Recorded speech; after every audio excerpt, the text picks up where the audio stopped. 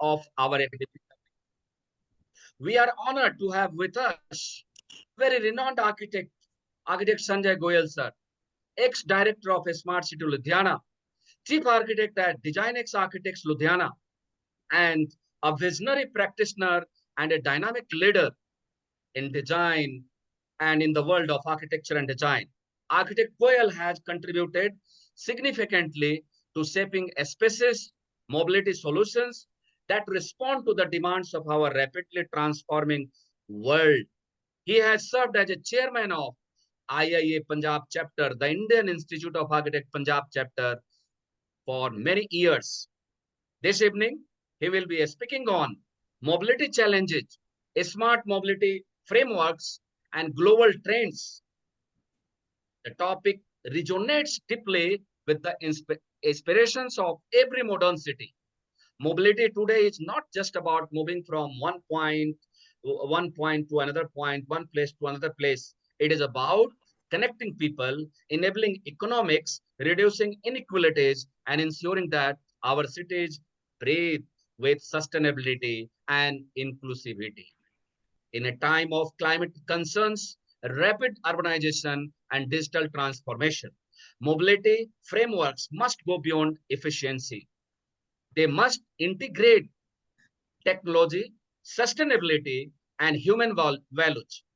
Through his session, architect Goyal will help us envision transportation systems that are smart, resilient, and aligned with global best practices while being rooted in our local realities. I warmly welcome Architect Sanjay Goyal sir to this FDP and invite and request all my fellow participants to engage with his insights, reflect on his visionary ideas, and carry forward the mission of building cities where mobility empowers people and transform lives.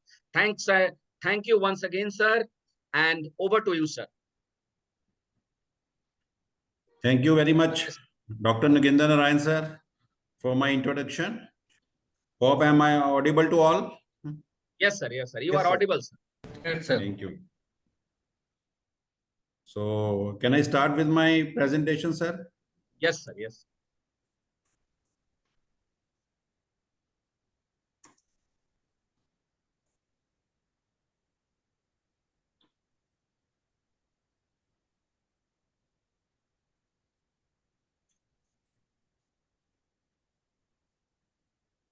Yes, sir.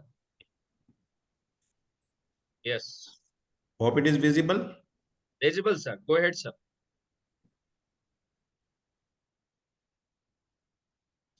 First of all, my thanks to everyone involved for inviting me as one of the speaker in this precious smart cities and mobility, technological innovations for sustainable urban transport.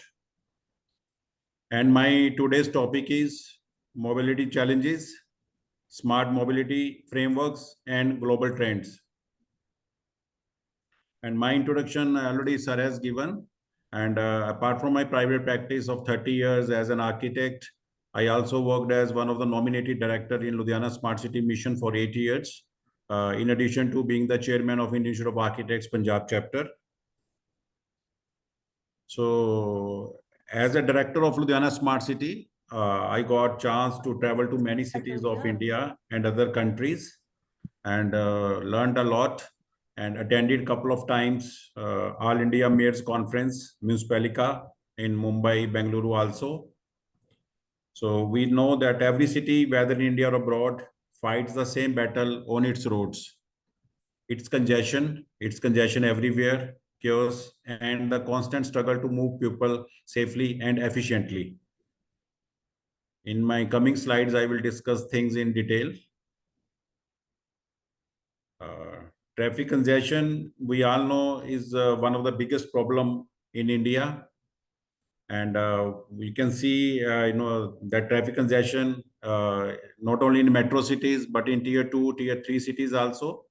And the reason is not only the growing population of humans, but vehicles are also growing like anything.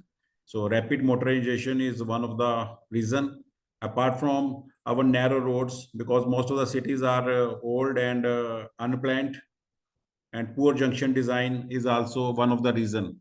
As an architect, I have seen majority of the cities, not only of Punjab or North India, but in India also. So there are many more reasons which are contributing to traffic congestion at majority of the places. Bengaluru commuters lose almost 10 days annually stuck in the traffic. And same is the scenario for majority of the people in Mumbai, Delhi, and most of the metros, and even the tier 2 cities. We were talking about smart city mission, that people were hopeful that within a few days or weeks or a year, things will come to the normal, or they will be able to see a smart city. But from the very first day, I used to say that it is a continuous process. It will take minimum 10 to 20 years for any city to be much smarter than it is existing when the smart city mission in India started in 2015 in the Narendra Modi government phase 1. And there are public transport gaps,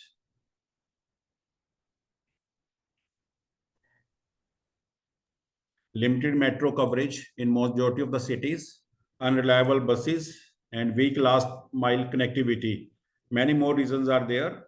So even in smaller cities which are having less than 15% public transport share, so metro is the need of the hour.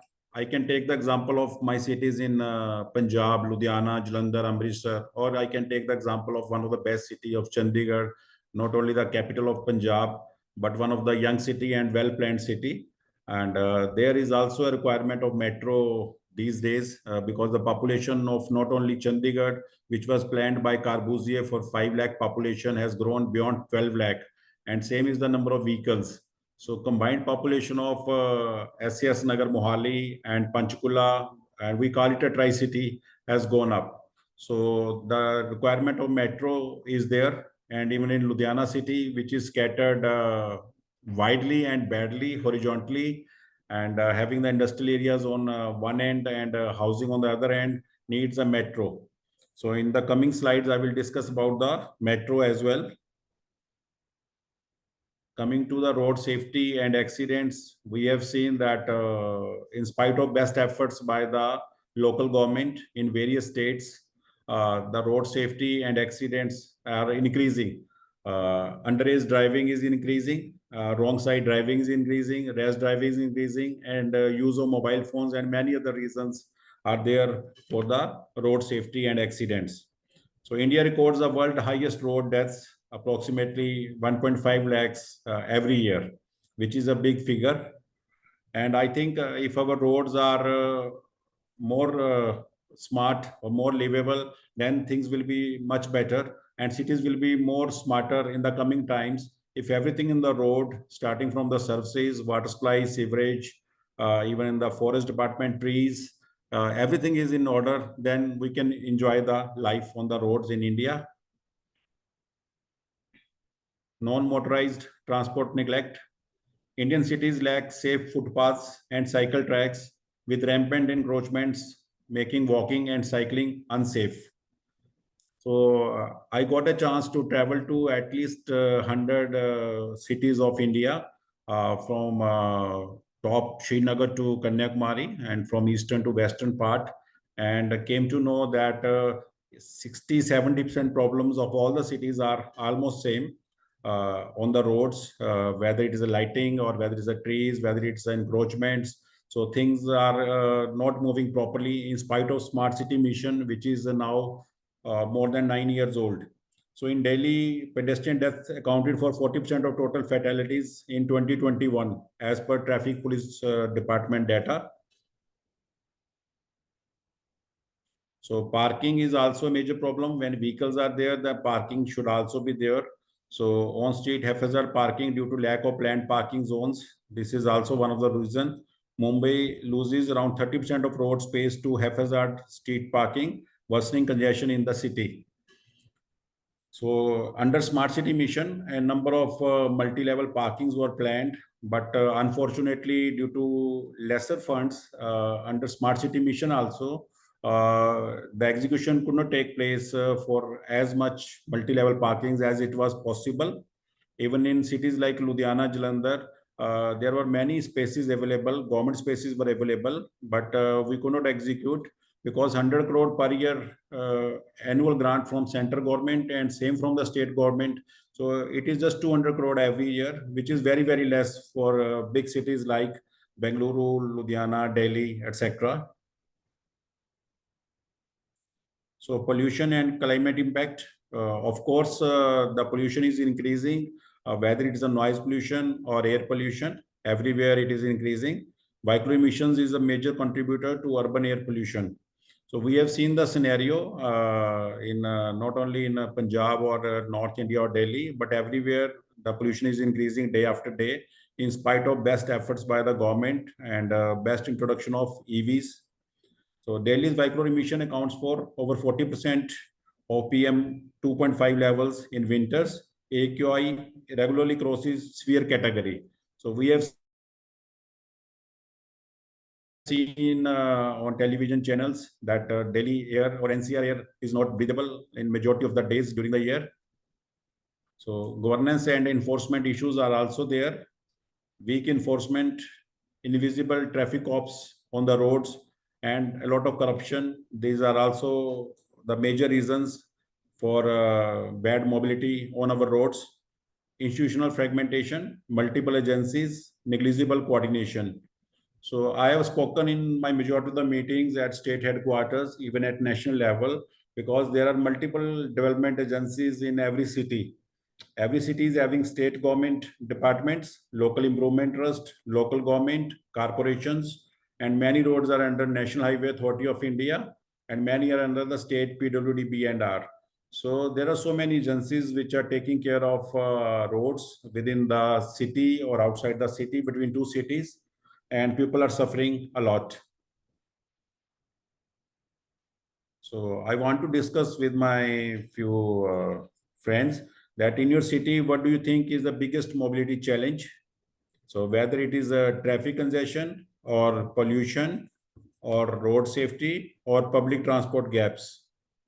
So if my few friends can share their problems, I don't know how many people are there from NCR, from Mumbai, from Bengaluru, Ahmedabad. Yeah, Naginder yeah. sir, listening? Participants are from whole India, sir. Okay. Okay, so Any of the participant can share his viewpoints related to traffic congestion, the name of the city. yes, yes. So all fellow participants are requested, please join or drop message in the chat box so that we can go through.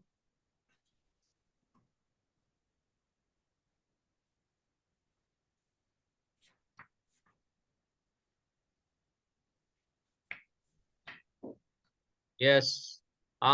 Coming, sir. NAV 139 Anjali is writing traffic congestion. Which city? Anjali ji, which city? Sir, Lucknow, Uttar Pradesh. Okay. Anjali, So, okay. So, New Lucknow is better because I got a chance last year. I was traveling from Lucknow airport to the Gomti Nagar and various issues, and things are good. But ma'am, please let me know about the problems in Lucknow. okay. Please go ahead. Older Anjali ji, Lucknow. New Lucknow roadways are better than older one. The traffic congestion is mainly shown in older one because road widening is so short and behavior like people transportation behavior, transports, these are the main cause of traffic congestion. Okay, right. थोड़ा करके ले आओ मिनटों में.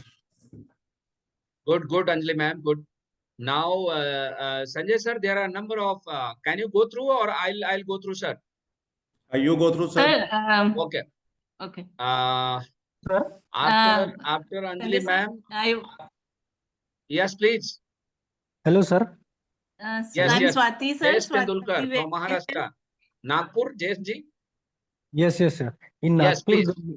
sir, in Nagpur, the main reason of traffic is due to the limited width of roads due to the encroachment. So all the developments are going vertically. Like in Nagpur, it is Asia's second biggest viaduct has been constructed. Then there is in India, it is the first multi-layer transportation system is also Mm-hmm. constructed, where there is on the lower level there is a road, then there is flyover, then there is our Indian Railways track, and on fourth there is metro. So my Right, right. question is this. Yeah, my question Sorry, is what is this, the sir. topic? Uh, Sanjay we sir. have some limit. We Yeah, have some I'm limit in listening. while going vertical in development. So this encroachments and all, they are not getting cleared from years. After like Union Home Minister, Transportation Minister comes from the Nagpur only. It is his constituency. So my Right. main question is that only ki how we can tackle that encroachments and all. So, friends, because I thought that Nagpur must be the best in terms of road widths and everything, when Honorable Minister is from the Nagpur, but still you are facing problems due to narrow roads and right, many more problems and encroachments also. So, what is the scenario of elevated roads in your city? Sir, like at all squares, junctions, there everything is elevated. There are flyovers going, and I think you have also seen the one news that one rotary is going at Ashok Square, and it is just going from a balcony of a home. That was a big breaking news due to encroachment that fly rotary was coming in someone's balcony. So Okay, Good, good. there are great. there are that much of encroachment, uh, which is very which is very hard to tackle. Otherwise, traffic congestion, like traffic is very smooth, viable due to the metros and due to the flyovers. But my main question was like how we can like spread that widening in cities, in areas where there are lots of markets, places, busy like bus ports. That is the Okay. biggest challenge right now. Sir, in Punjab, I know only just 1% roads have been widened beyond limits because the government has acquired the properties on both sides, say 1 meter or 2 meter or 3 meter. And I don't know what is the scenario in Nagpur or other cities. And that is the future of Indian cities, that government is supposed to acquire the land from the landowners, the way we Right. are creating the highways. But I want to add on, sir. Yeah. If the politician willpower will do to this type of thing, now that will be must be done like Varanasi corridor developed very recently. There are a number of demolition of the houses and other thing. But that is, I think, that depend upon the decision maker. Yeah. Yeah, sir. So There are again, ji, that is a ji. part of my presentation. Poor implementation of building bylaws in the last 5-7 decades is one of the reason. People have not, left the front setback to the desired level in majority of the cities, and it is not easy for the government to acquire the land and widen the roads. Right. Sir, there are a number of points raised by our fellow participants. I am just going through quickly. Sir, there Ah, is one more thing. Sir, like in yeah, good Swati evening, ma'am, sir. very good evening. Good evening, sir. Sir, Ji, ji. like in Chandigarh, there's no the roads are pretty wide and only peak hours are little congested. What I feel is a public transport gap. One, the availability and frequency of BRTS is not good. BRTS works not very successfully in the grid planning is my second point. And thirdly, I think what is the problem in Chandigarh is the people's mindset. We do not have a mindset of using public transport, which I don't know how we cannot blame government for it, we cannot blame the widening to it, but the mindset of the cities like that, which has been created over years. I don't know if Yes, you are able to understand what I want to say, that every city brings in a character into Yeah. people. Like Delhi, people do use the, yeah, availability भी कम है, frequency कम है, BRTS वैसे ही मेरे ख्याल grid iron पे बहुत successful नहीं माना जाता, ऊपर से people's perception. What do you right, have? right. Okay. Ma'am, I will reply Um, to your question because I studied in Chandigarh. I go to Chandigarh every month, and mindset. I am agree with you, but still, Chandigarh is one of the widest, having widest roads in the country, and still. That government of India has further reduced the, say, for example, reduced the GST, and I was shocked to hear just 2 days back during first Navratra or second Navratra, maximum number of cars were sold in India, yeah, on a one particular day. Yes. So in the future, I am worried that how many cars will still be on the roads. And Chandigarh, I think, is a 1:1, one person, one vehicle, right? If I'm right, Swati ma'am. Absolutely, sir. But as much as the population, we have the highest vehicle density in the country.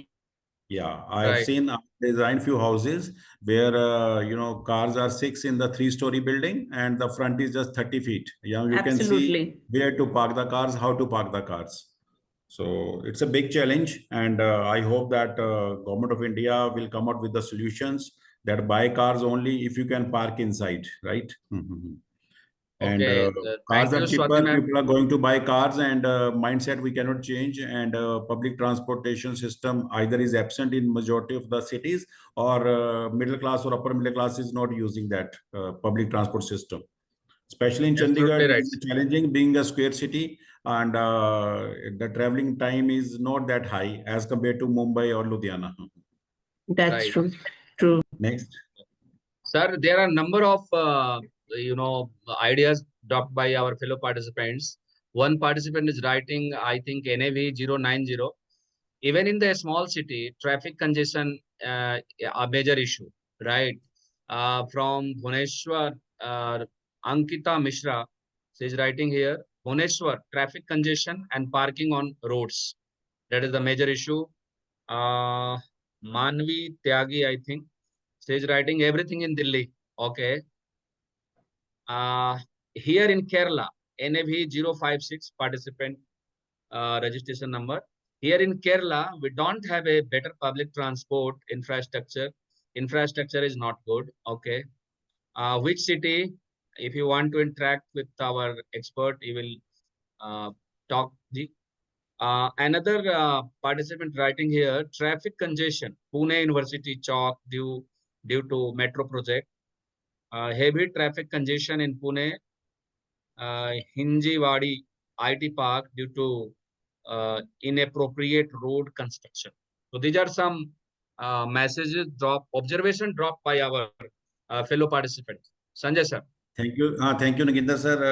Because I am of the opinion that parking lanes and lines are must in the cities because only then the discipline comes. If in any city the parking lines are missing, then there's a lot of problem. Even in cities of Punjab, the traffic police picks up the car once it is just parked, even on the line. Right? They have made some rules, so within less than 1 minute, your car is picked. So the discipline has to be created. Discipline has to be followed for the betterment on the roads. I am of the opinion, but this problem is increasing day after day everywhere. I hope that majority of the local governments at state level and central government as well under smart city mission, otherwise also will come out with ideas how we can best make use of our roads, right? Our infrastructure. Because in the older time, roads are just 30 feet wide. Now, even 100 feet wide roads are required. New Ludhiana is coming up on the outskirts, that is called South City, where residential roads are 60 feet or 80 feet wide, much wider than the commercial roads in the heart of the city. So this is the future of cities. I hope that in the coming times, more challenges will be there and more solutions will be there. So can I continue with my presentation? Yes, sir. Sir, please.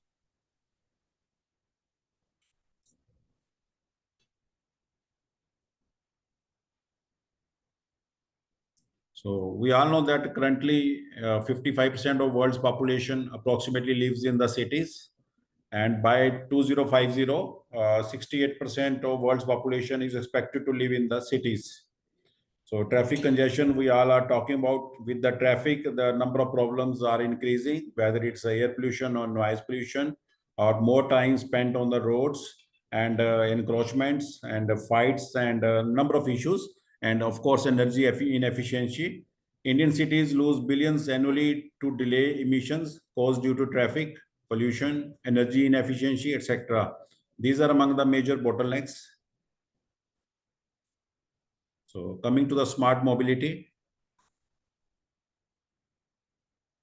use of technology and data-driven solutions to make transportation more efficient, sustainable, and accessible. We all know that these 6 pillars, information and communication technology, ICT, smart mobility, data governance, citizen-centric design, artificial intelligence, Internet of Things.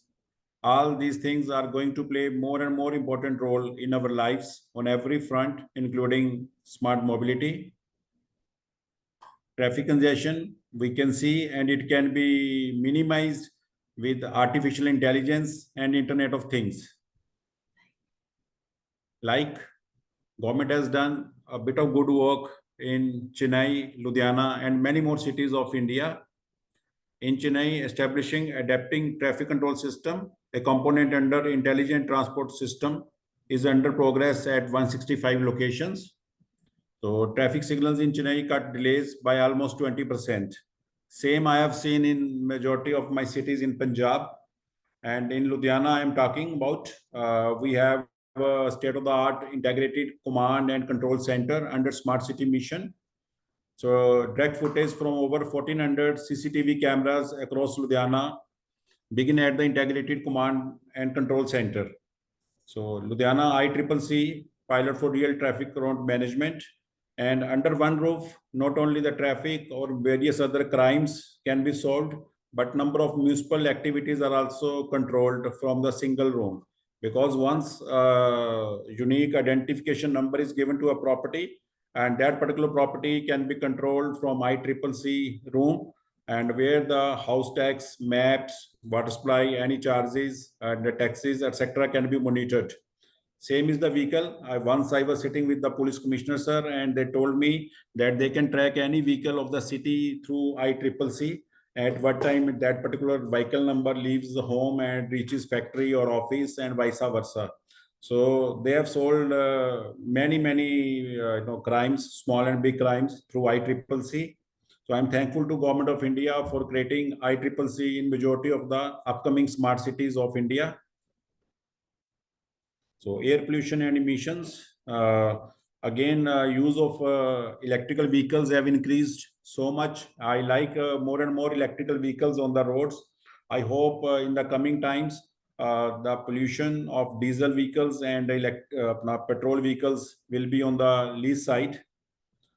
We can see a number of electrical even buses, not only in Chandigarh, but in many cities of India. Electrical buses proposed for Tri-City, Chandigarh, Panchkula, Mohali, we can see. The initiative is aimed at providing a low frequency and eco-friendly public transportation option. So electrical buses, minimize carbon contents in the atmosphere. So road safety is one of the major factor which can be, the fights can be minimized with the use of cameras and data governance. So Varanasi and Surat, two example I have taken.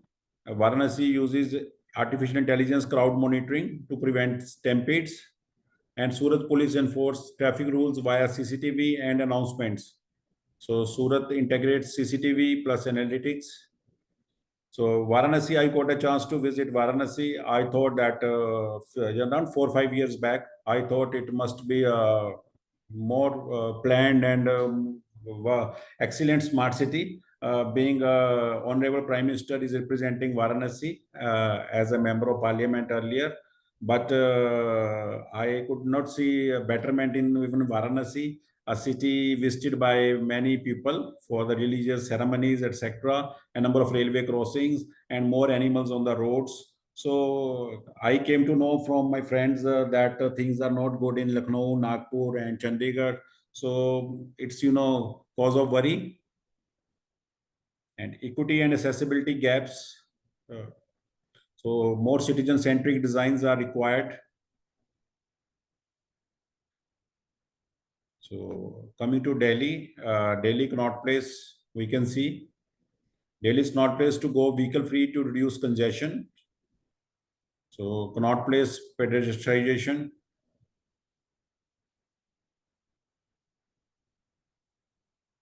So smart urban mobility. So core pillar of smart cities. One is seamless multimodal transport.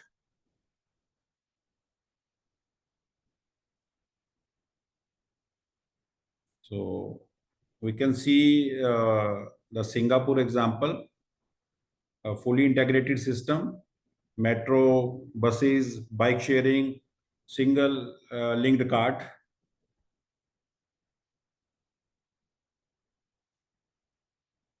So the second is smart traffic management. So elements of smart traffic management system. So whenever I travel in any city in North India, not only in Delhi, but I'm happy to see that the majority of the traffic lights are smart. They can, guess that more vehicles on which direction are coming, and you can get the green light in that direction, because it is really, time saving and money saving.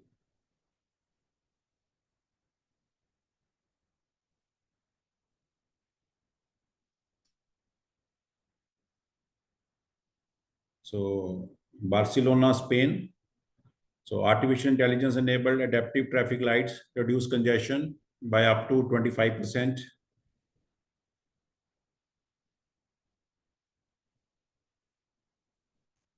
Emission reduction. Hope future belongs to biofuel car, and fossil fuel car will be on the lower side. Oslo in Norway, first city to ban cars from its central district, promoting EVs and cycling.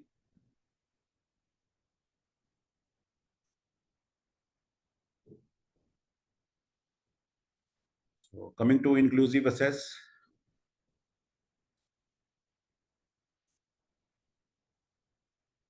Copenhagen in Denmark, where 62% of daily commuters use bicycles, dedicated safe cycle superhighways. You can see the use of bicycles not only on the lower level, but at the upper level as well. So coming to smart mobility technologies, transforming cities.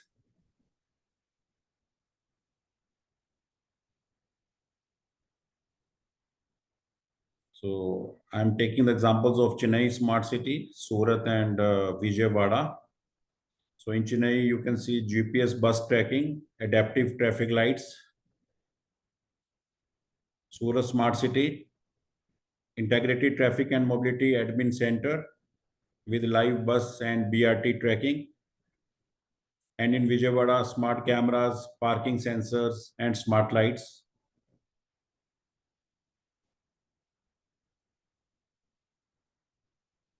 So technology too is Internet of Things. Key components of IoT-based predictive maintenance, sensors, data communication, a central data storage system, a predictive maintenance platform, and an analytical tool. Ahmedabad and Surat in Gujarat, IoT sensors for buses and traffic lights being used. In Karnataka, intelligent transport system and live public vehicle tracking system. And Vijayawada, street lighting, parking sensors, video surveillance, smart kiosk.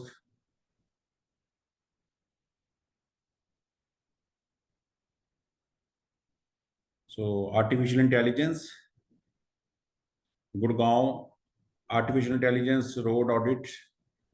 Even you can judge the potholes or encroachments through AI. And smart city in Karnataka, Tumkur, predictive analytical for traffic management. And in Bengaluru, track commute, carbon savings. So this is in the pilot phase.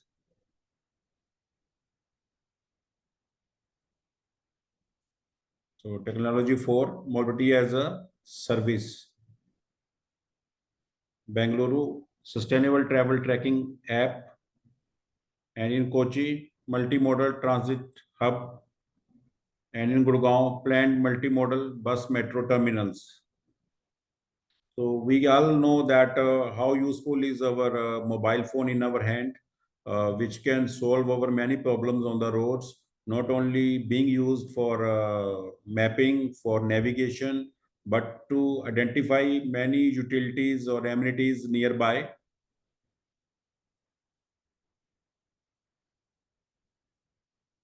So again, if you had to prioritize one technology to transform mobility, which would you choose?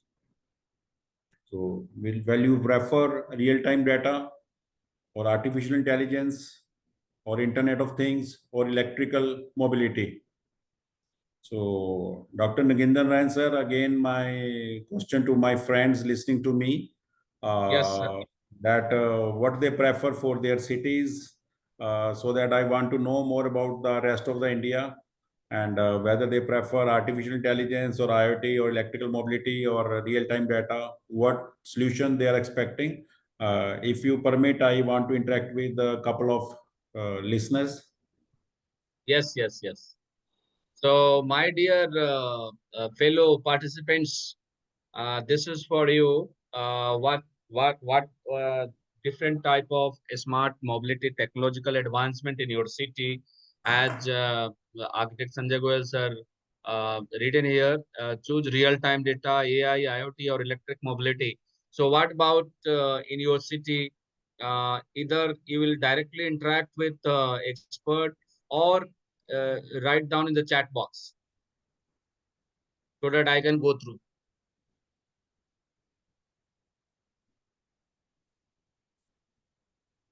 IoT. One fellow participant writing here IoT. Okay. Electric mobility. Okay. Anjali ji, I think she is from Lucknow.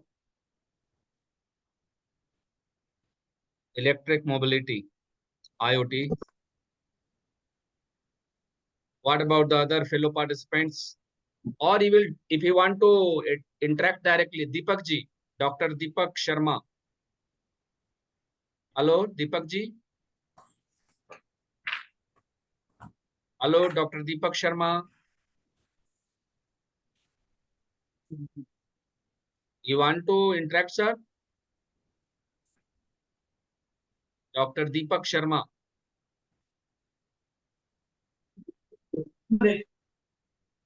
Hello, Deepak ji. Okay, I think some technical glitch from Deepak, Dr. Deepak Sharma side. Yeah, many more comments are coming. Sanjay sir, you are here? Yes, I'm listening. Yeah, number of comments we have. IoT, electric mobility, right? Real-time data. Dr. S.K. Sarkar, Dr. Sroj Kumar Sarkar from Dehradun, writing here real-time data. Dr. Deepak Kumar Singh writing here AI-driven IoT, AI-driven IoT, AI-driven IoT. Number of participants are writing here. Real-time monitor and IoT, real-time data. Architect Chitrasen Parida is writing real-time monitoring IoT AI. One participant is writing, I think, Manvi Tyagi. Isn't it possible to Deepak ji unmute the mic, please? Dr. Deepak Sharma, you want to say something? Hello, Deepak ji. Okay. Manvi Tyagi from Delhi, I think, she is writing. Isn't it possible to obtain real-time data through IoT, real-time applications and IoT? How transportation entropy can be solved in spite of MRTS running for several years in Kolkata? Dr. Abhirup Das ji, I think he is from Kolkata. Architect Kapil Rao, real-time data. So these are some, if anyone want to interact. Naginder sir, good inputs, and Yes, sir. I hope that no doubt maximum friends are expecting EV vehicles on the roads and real-time One data. more long, two more comments are real-time data. And in Chandigarh, electric charging station materials. Okay, okay. Good evening, sir. Is stolen. Yes, yes. Good Good evening, Dr. Arshia Khajuria ji. Hanji, good evening, sir. Sir, I Good just evening. Yes, wanted yes. to. Good evening, Goel, sir. Ji, I good just evening. wanted to. I just wanted to ask, as with there's been a lot of study on electrical vehicles, and also the kind of waste it will generate uh, uh, in future. How do we see it as only sustainable traffic mode? Okay. So right now the focus is on EVs, and you are also right. In the long run, there will be a lot of wastage generated, with the EVs. That is Right, your sir. question, ma'am? Yeah. Right, sir. Right, sir. So how do we call it then sustainable, sir? I am hopeful that with the passage of time, experts or government of India will come out with the solutions. Right in our cities, under Smart City Mission, we are coming up with the C&D plant, horticulture waste plant, and carcass plant, and many more solutions. So I am Right, sir. hope that this solution will also come up. But right now, the Indians are suffering from all kinds of diseases. Those who are spending hours on roads, Agreed, especially sir. with the air pollution. So with the electrical vehicles, because we have to immediately, come out from diesel vehicles. Still, Right, sir. many diesel vehicles on roads. If not in the A-class cities, in the tier 2 or tier 3 cities, more and more diesel vehicles are still there. And government Right. and traffic department has to be strict so that our roads and our cities are better or livable. Sir, Right. with the shortage of electricity as well, and 75% of our electricity be generated by coal thermal plants, and coal, most of it is imported from outside. Can we really achieve the aim of electrical vehicles, sir? I think we can, because the awareness of use of solar energy or solar system has increased many times. And Right, sir. with more and more green architecture, green buildings, environment friendly architecture, and government is also very much alert to create sensitivity or awareness regarding the use of solar energy. I hope within a couple of years, we will overcome the issue of electrical shortage, and we will be having surplus electricity, not only for our households or commercial or industry, but for the vehicles as well. Yeah, hope so, sir. Hope so, sir. Okay, so Hope so. thank you so much. One. Okay. Sir, Thank you, Doctor. Yes, yes, please. sir, continuation to the same thing, that solar energy and all, but if electric vehicle will increase, then there will be an issue of battery disposal. So how can we cater to those issues then? So, ma'am, I have spoken that better solution for that will also come up, because I was once sitting with the experts. They were of the opinion that even that problem will not be there in the coming times. And I don't know, because I am an architect. I'm not expert in mechanical or batteries. That what kind of solution they will come up. But I have never heard of that government will tackle that dead animals or horticulture waste or debris, because if that things are coming up in order with the passage of time, I hope that your question will also be solved by the experts in the coming times. Okay. One very futuristic question is coming. Sir, your thoughts on hydrogen fuel as a primary source of fuel in future? Jayesh Tendulkar from Nagpur, Maharashtra. Yeah, seems to be one of the. But the for right now, I am happy that more and more Indians are going towards the EVs, and your approach towards the hydrogen, that will also be there in the coming times. Okay, sir. Should I continue, sir? Yes, sir. Yes, sir. So I just want to conclude that many friends had written that they want real-time data or AI or IoT or electricity vehicles in their cities. But with after every 5 or 10 years more, still our roads will be congested. The time will come when majority of the roads in the old city or the new city to be widened. So that is the ultimate decision local government has to take directly or with the help of the courts. Only then our cities will be more livable and motorability will be on the good side. So on ground innovations for smarter mobility, shared mobility and non-motorized transport. Ride sharing cuts individual car use by 20 to 30%. And I have observed that many friends in the same locality are traveling together in the morning and in the evening. And London Transport for reports that pool taxi services reduce single occupancy car trips by approximately 20 to 25%. Bengaluru, India, where Ola and Uber in Bengaluru have contributed to reducing private car trips. And same is in the other cities as well. So every 1 kilometer cycle instead of car driven prevents about 250 grams of carbon dioxide emissions. So in Copenhagen, where 62% of people commute by bicycle, the city estimates it saves 90,000 tons of carbon dioxide annually compared to car uses. In Bengaluru, cycle program promotes cycling for short commutes. So coming to smart parking and traffic flow, real-time mobility apps helps commuters reduce travel time by up to 30%. United States, Waze in the United States provides live traffic updates and routes optimization, helping drivers in cities like Los Angeles cut commute times by nearly 30% on an average.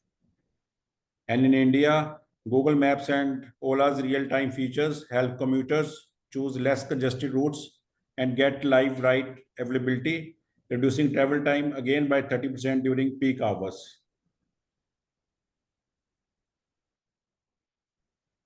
So sensor-based parking systems can reduce the time spent searching for a parking spot by up to 50%. In San Francisco, employs smart sensors to monitor parking availability, cutting average search time for parking by nearly 50%.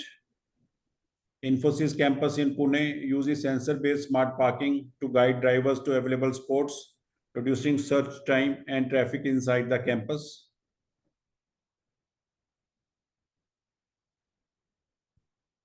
So electrical vehicles can also reduce carbon dioxide emissions by up to 50 to 70% per kilometer. United States, Tesla model in the US can reduce CO2 emissions by around 50 to 60% per kilometer compared to a standard gasoline sedan, depending on the electricity mix.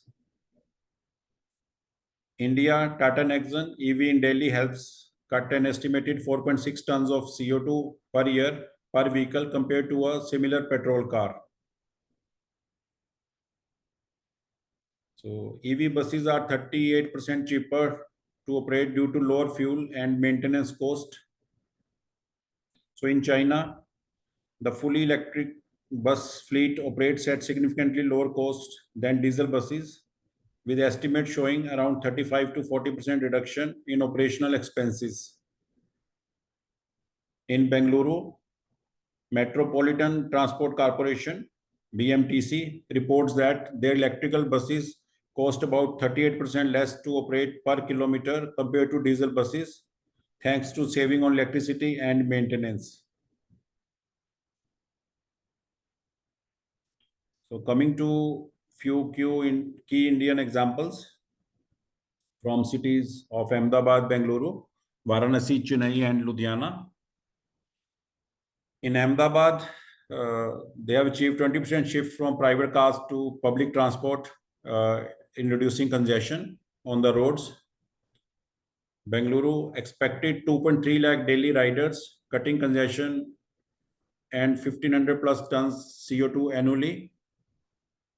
Varanasi, artificial intelligence crowd monitoring, improved pilgrim and tourist flow management, enhancing safety and efficiency. Chennai, EV and bicycle lanes, triggered 11% modal shift to clean mobility, supporting EV adoption. Ludhiana, where I worked as one of the director, the canal front development has come up and more cycle tracks have come up. Earlier, there was zero cycle track in Ludhiana city, but now more cycle tracks are coming up. Otherwise, I used to say on various platforms, Ludhiana is known for producing bicycles at national and international level. And unfortunately, city was without even a single cycle track. Unlike in Chandigarh, which is not producing any bicycle industry, and it is having one of the best bicycle tracks.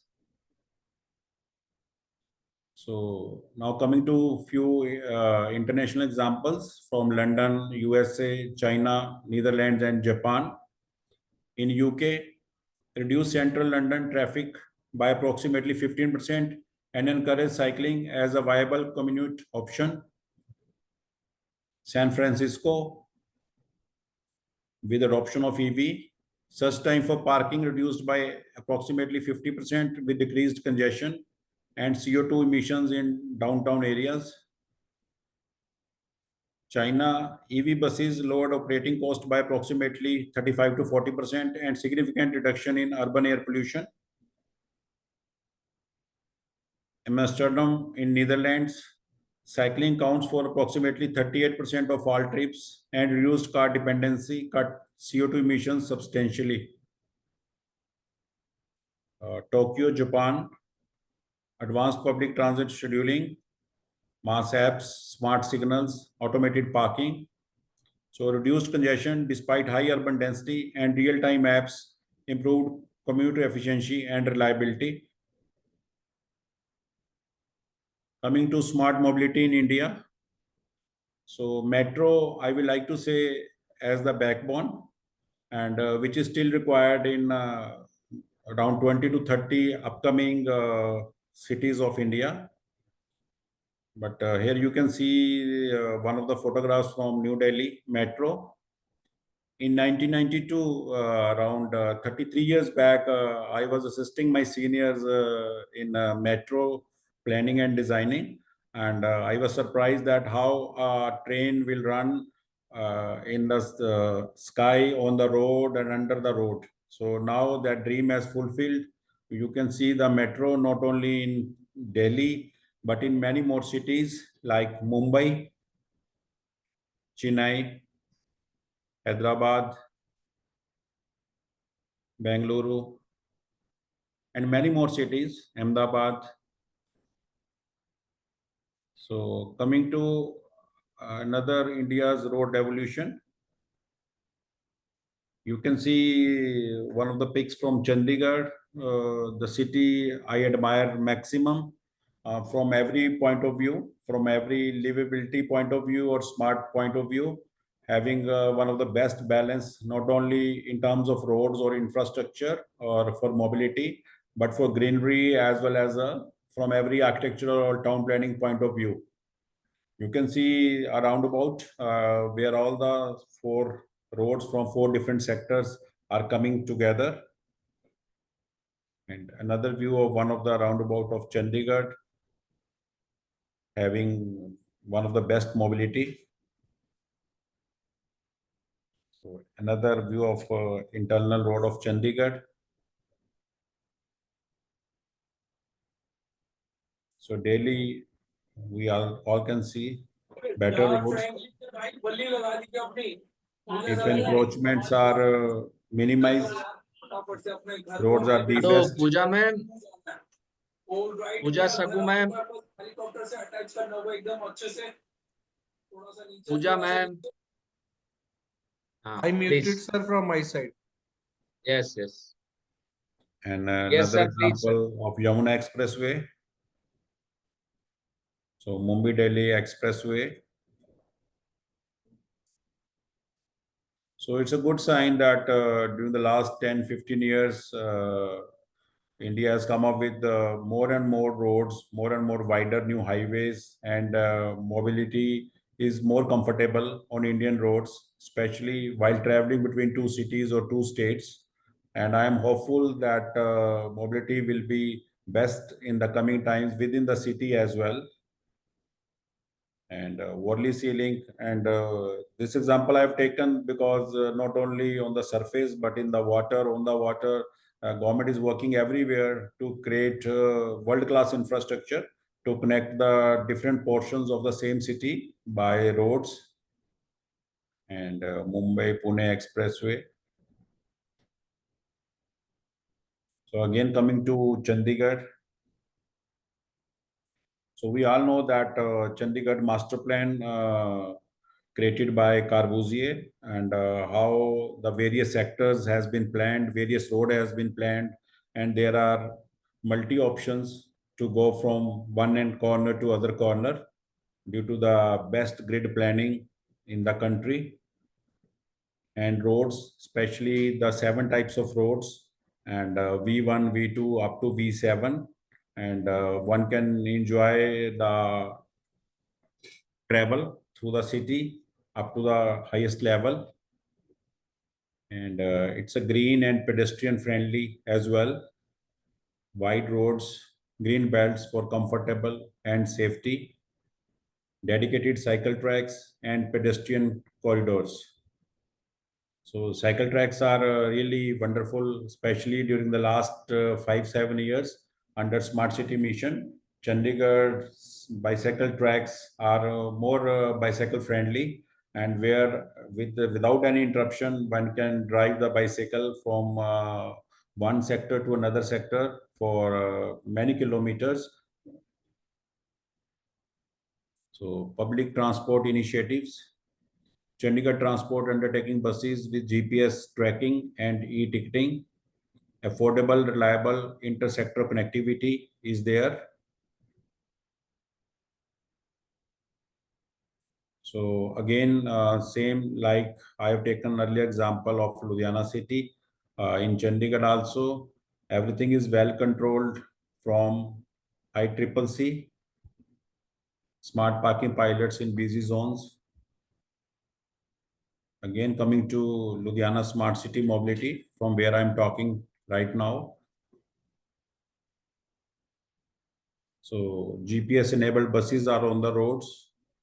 More cycle tracks are there. So intelligent traffic systems are there on the roads.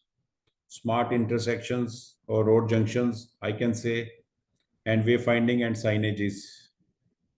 So all these comforts has been added for the public during the last 10 years under Smart City Mission.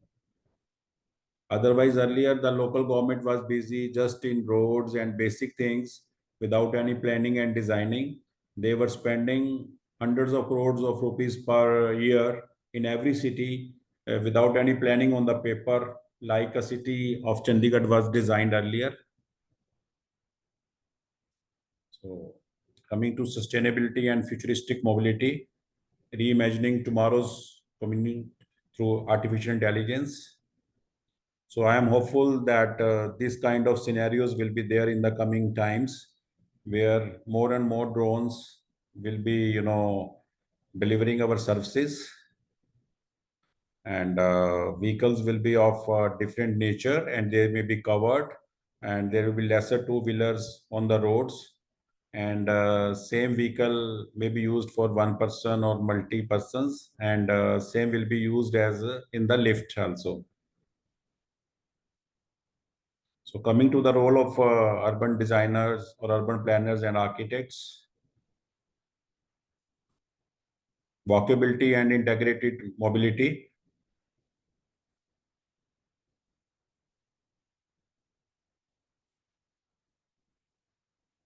So we all need transit-oriented development for our cities.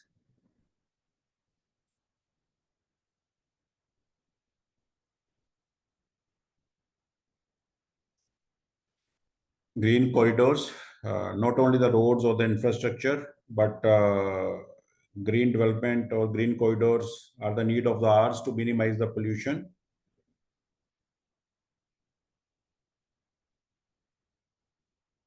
So most important is the inclusive design for everyone, and especially the barrier-free approaches are required. Coming to my few press clips, because I keep on writing.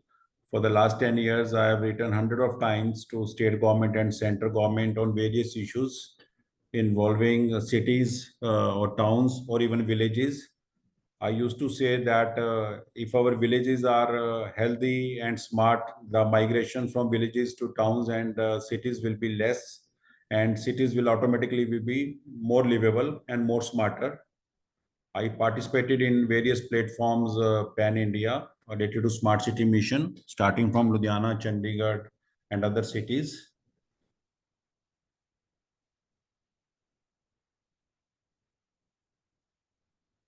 So coming to smart mobility challenges and roadblocks. So we have to go for model shift, data privacy, better funding, and better coordination.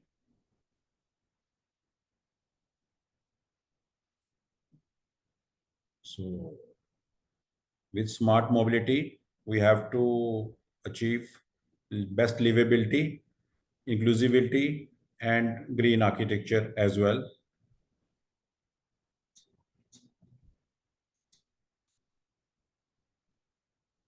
So vision forward collaboration between citizens, planners, and technology. So all these three things are interlinked.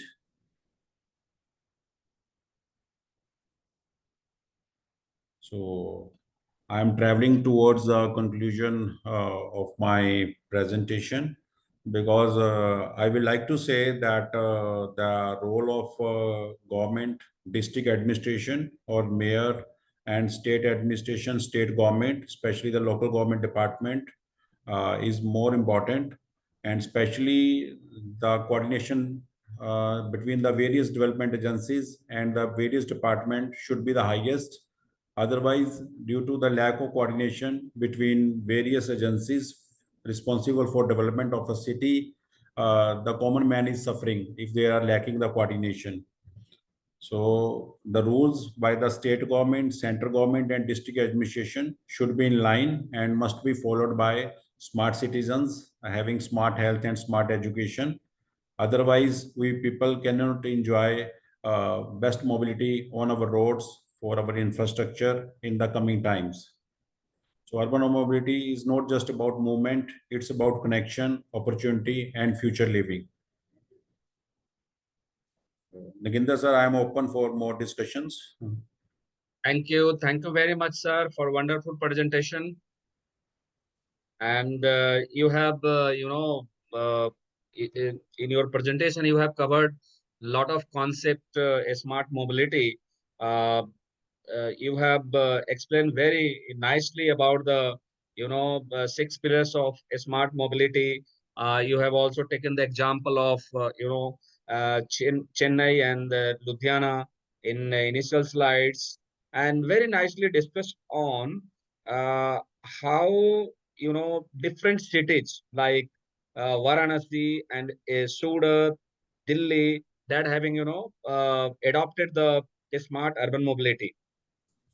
And you have rightly said in your presentation, for a smart urban mobility is the core pillar of a smart cities. Absolutely right. You have also explained different type of models like seamless multimodal, a smart mobility technology, real-time data, IoTs, mobility as a, mobility as a service. I mean, in short, that is mass. So you have also discussed about the shared mobility and NMT, non-motorized transport. I think nowadays in our university, the faculty is coming from neighboring, neighboring towns like from Ludhiana, Amritsar, even if Jalandhar, they are using, I think, this shared mobility. Uh, You have also discussed about the smart parking and uh, traffic flow, electric mobility, public transport system, and the important thing is that you have also taken the key national Indian examples and five Indian examples and five international examples.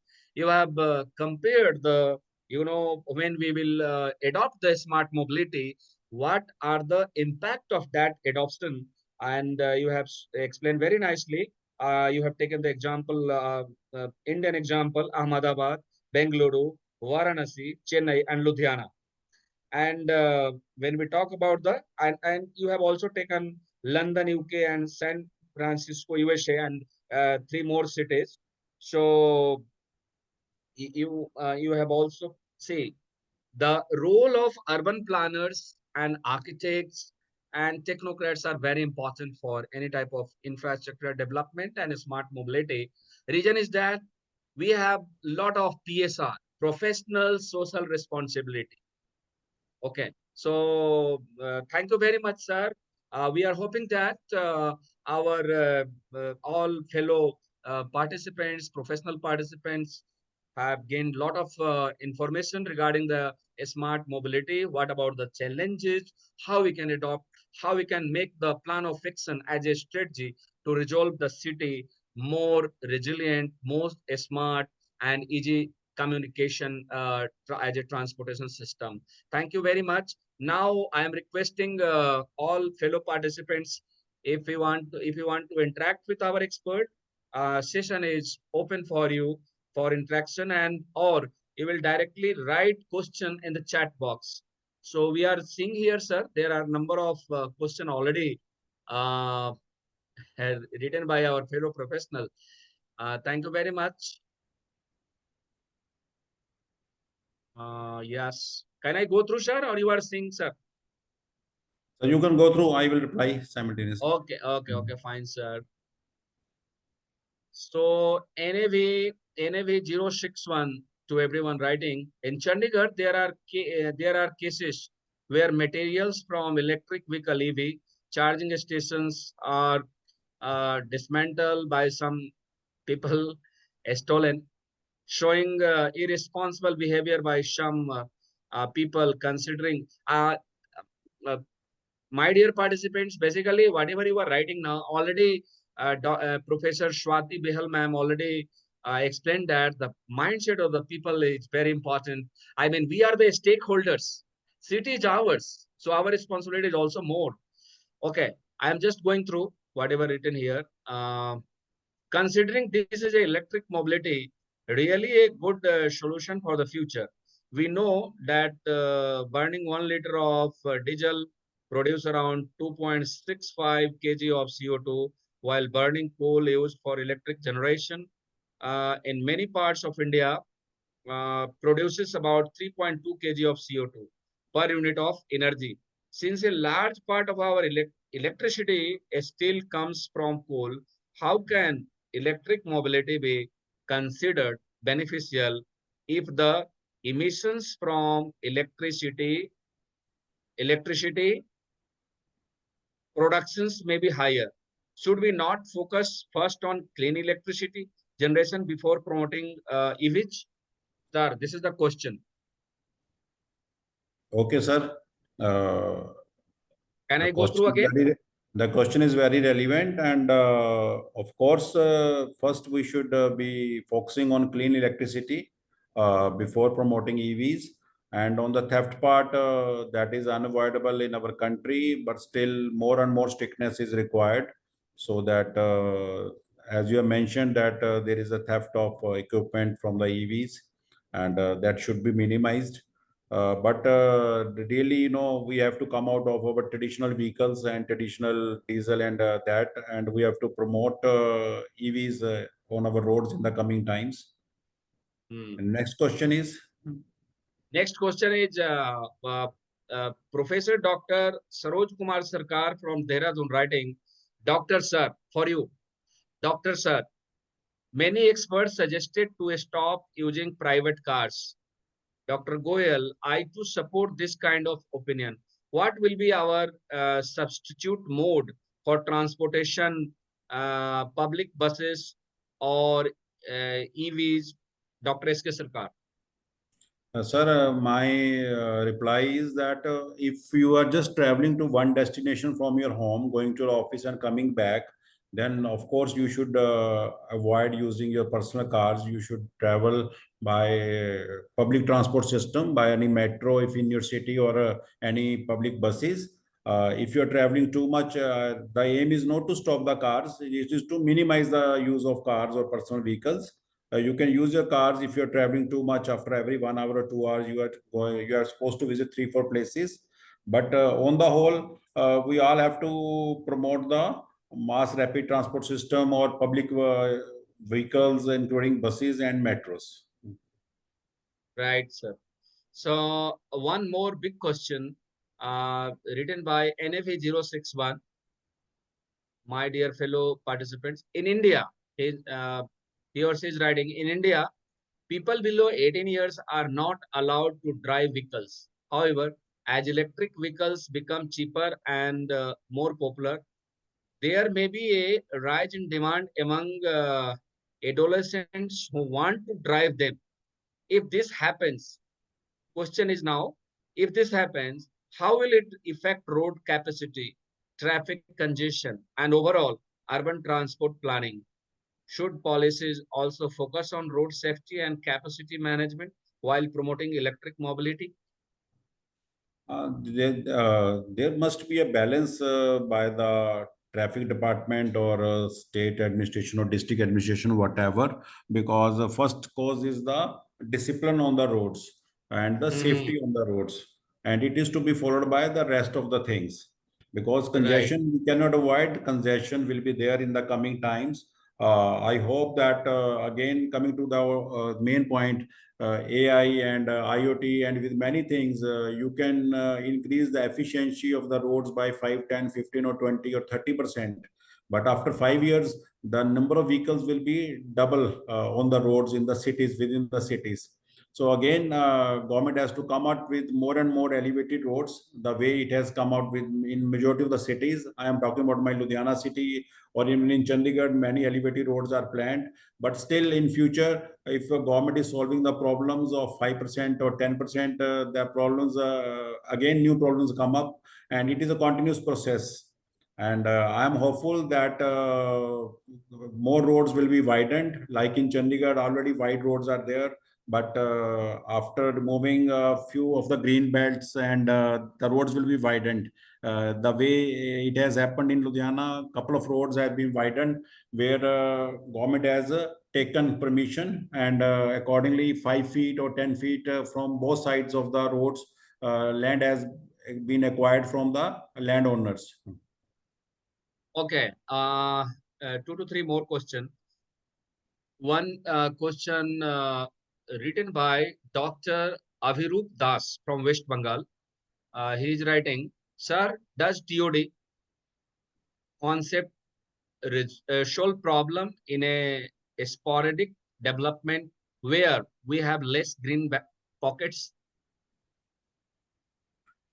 So, of course, transit-oriented development will solve the issues, and uh, again, it is a joint effort of the technocrats that problems will be minimized in the coming times. Right. One architect Chitrasen Parida, I think sir is from Gujarat.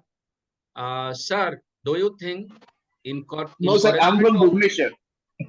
sorry, Bhuneshwar. Okay, okay. So you will directly talk, sir. Yeah, sir. Yes. Uh, Please. Sir, actually, it is a nice presentation, sir. Actually, we enjoyed. In fact, I like the future mobility system you derived in the way, like flying taxis and all. It's like Yes. kind future urban mobility should be like that. We should not very much depend upon the ground or on-road infrastructure.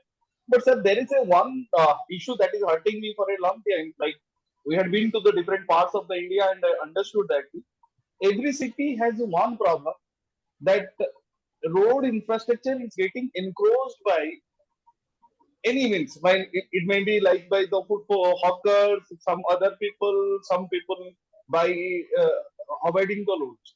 So problem is not like by creating infrastructure. Problem is like we are not able to maintain this infrastructure, particularly road and other transport infrastructure, because it is getting encroached by all these people through the period of time to time. So why we are, sir, failing in India for like we took independence from 1947 onwards. So my question is that is it due to our mindset of the people, or sir we are failing to enforce upon them? Okay. Am I audible? Yes, sir. Yes, Yes. sir, you are audible, sir. Okay.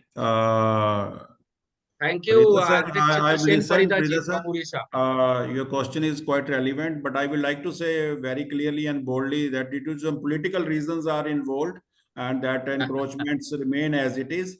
And our is a poor country. We all know that 70-80% people are, lower middle class or poor people. And encroachments are is a major bottleneck for the smart mobility. And these are not easy in India to remove the encroachments where hawkers and many people have encroached upon the pavements and the roads. So definitely government of India has to be very strict in dealing with the encroachments. Only then our roads will be commuters friendly and user friendly. True, sir. I agree to that.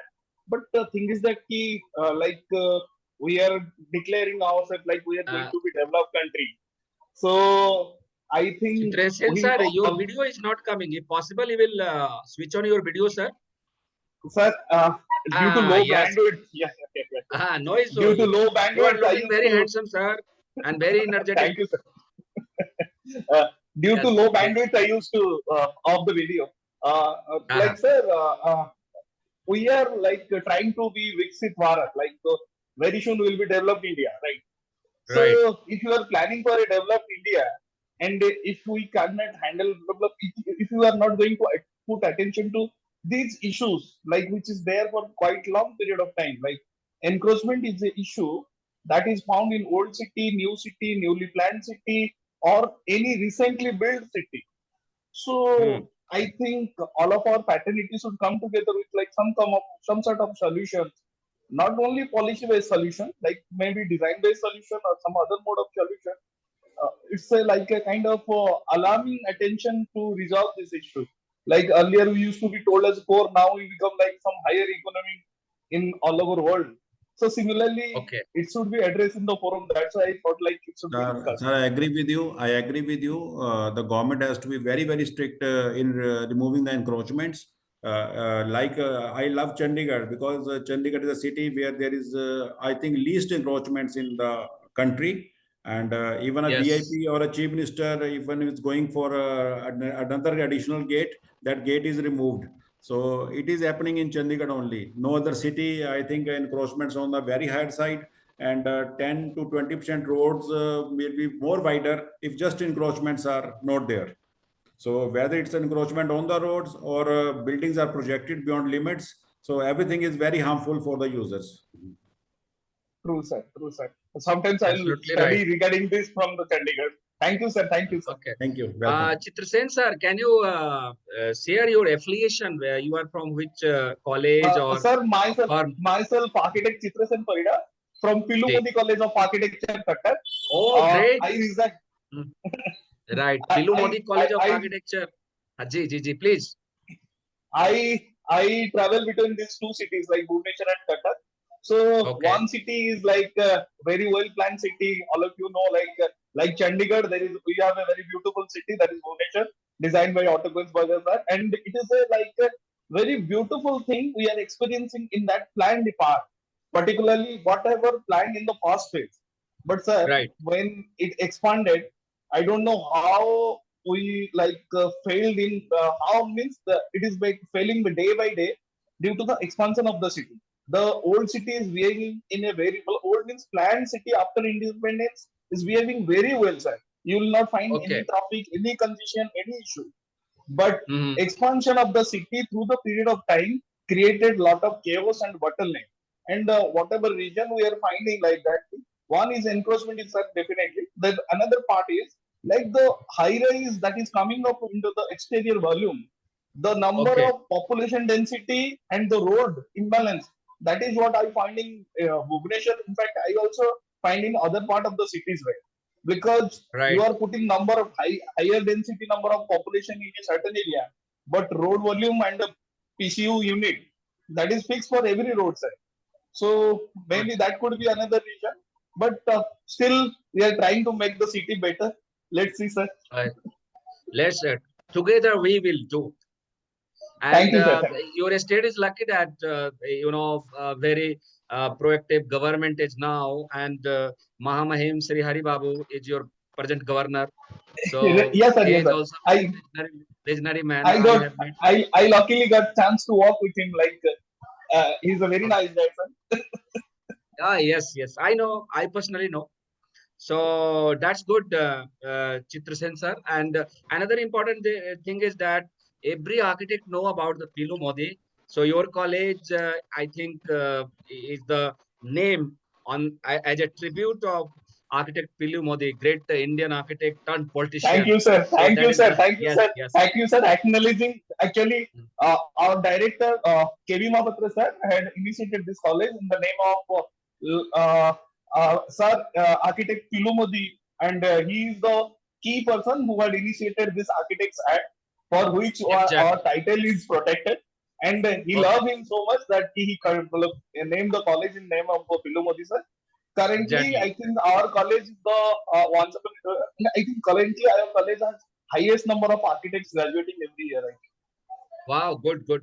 So thank you very much for your invaluable input. So final remarks by our expert, renowned architect of India. I think only one Indian architect appointed as a director of a smart city, architect Sanjay Goyal sir. Final remarks, sir. Thank you, Chitrasen bhai. Thank you, sir. Thank you very much. Nagendra sir, are you listening to me? Yes, sir. Yes, sir. You are Am I audible, sir. audible? Yes, sir. Okay. So thank you very much, Nagendra sir, and all the persons behind this successful show and successful event. And I am thankful to all the participants, all who listened and participated in the discussions.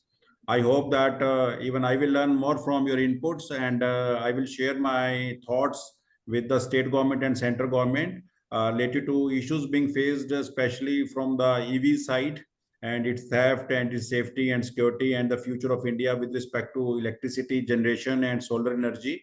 And nevertheless, it was a wonderful journey interacting with all the friends from different parts of India and listening to them and listening to their problems of their cities. India is such a vast country. So even I have learned more and more food for me to thought and apply and discussions with the commissioners.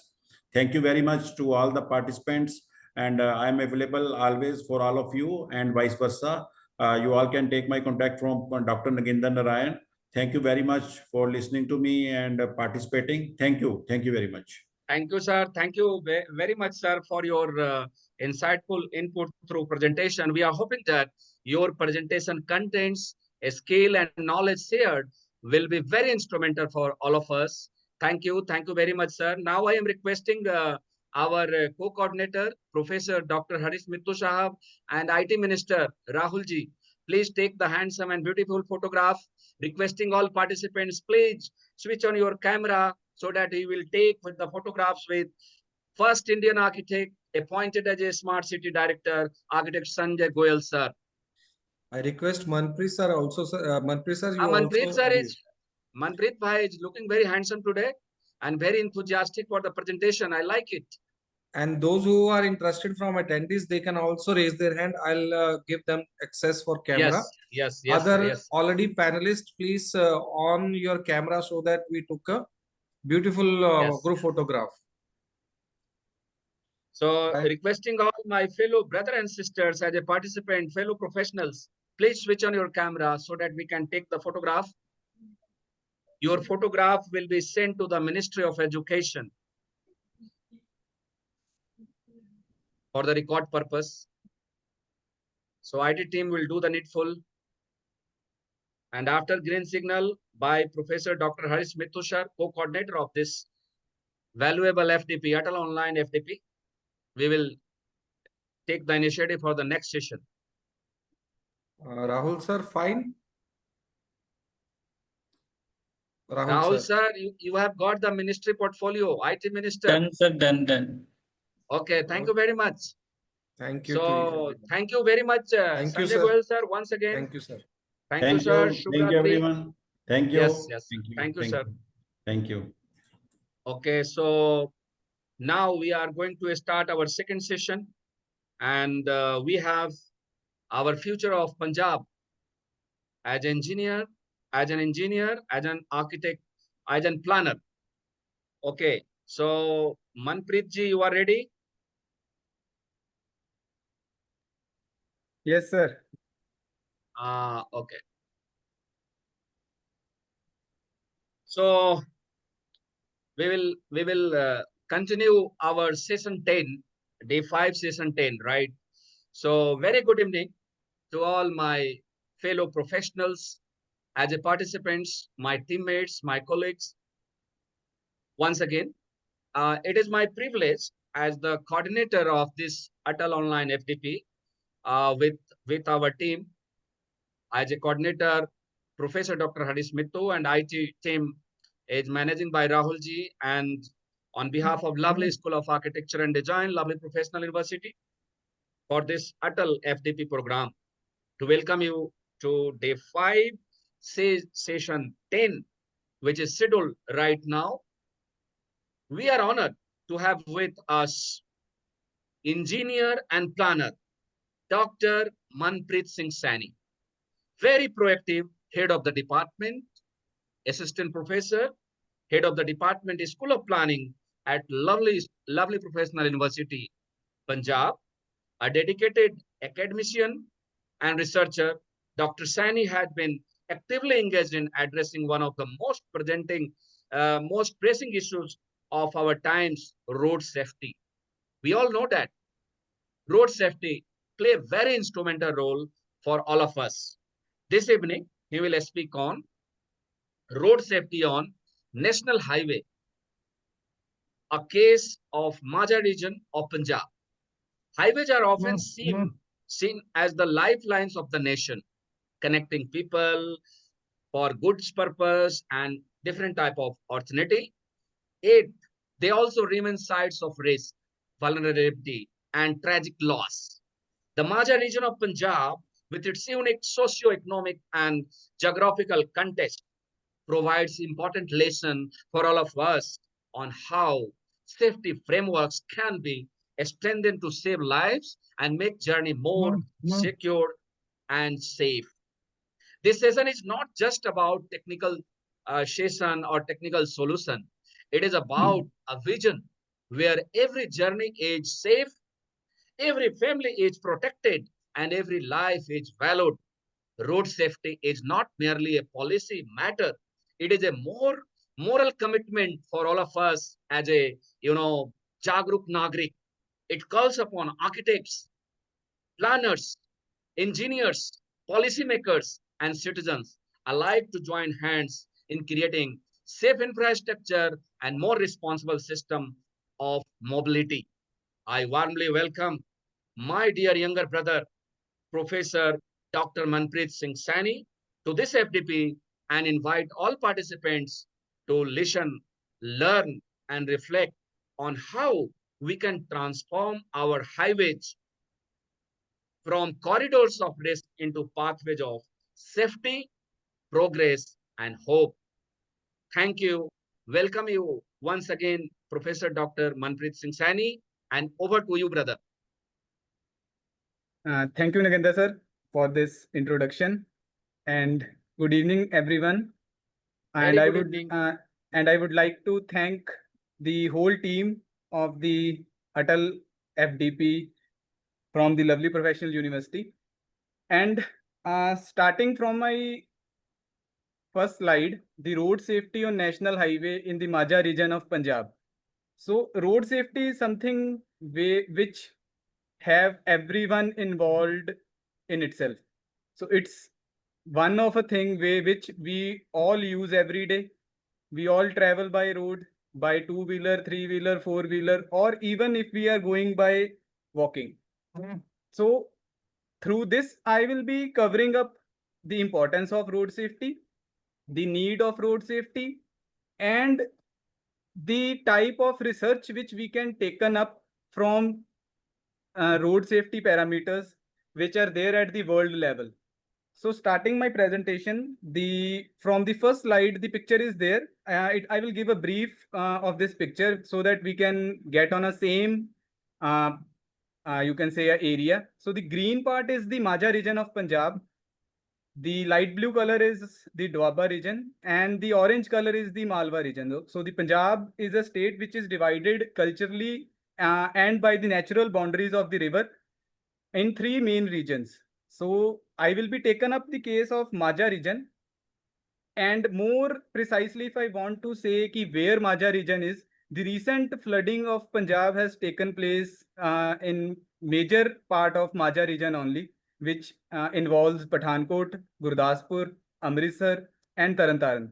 So these are the four main districts of Punjab which covers up the whole Majha region, and I will be taking you through these all four districts and make you aware that what are the main issues and how we have given them the solutions and what are the main aspects which we can cover up if in future we want to take up a study of road safety. So starting with the slide, the main things that we will be covering up is the introduction part of the road safety scenario at the world level, at the national level, and at the state level. Then the methods and the tools, then the road infrastructure and the traffic characteristics of the national highways in Majha region. Majority of the case, the characteristics of the engineering point of view on the national highways remain same throughout the India. It's only the characteristics of the human behavior and the social economic impact which defines the characteristics based on the region. Then comes the road safety dynamics of major highways in Majha region, evaluating the traffic hazards and safety interventions.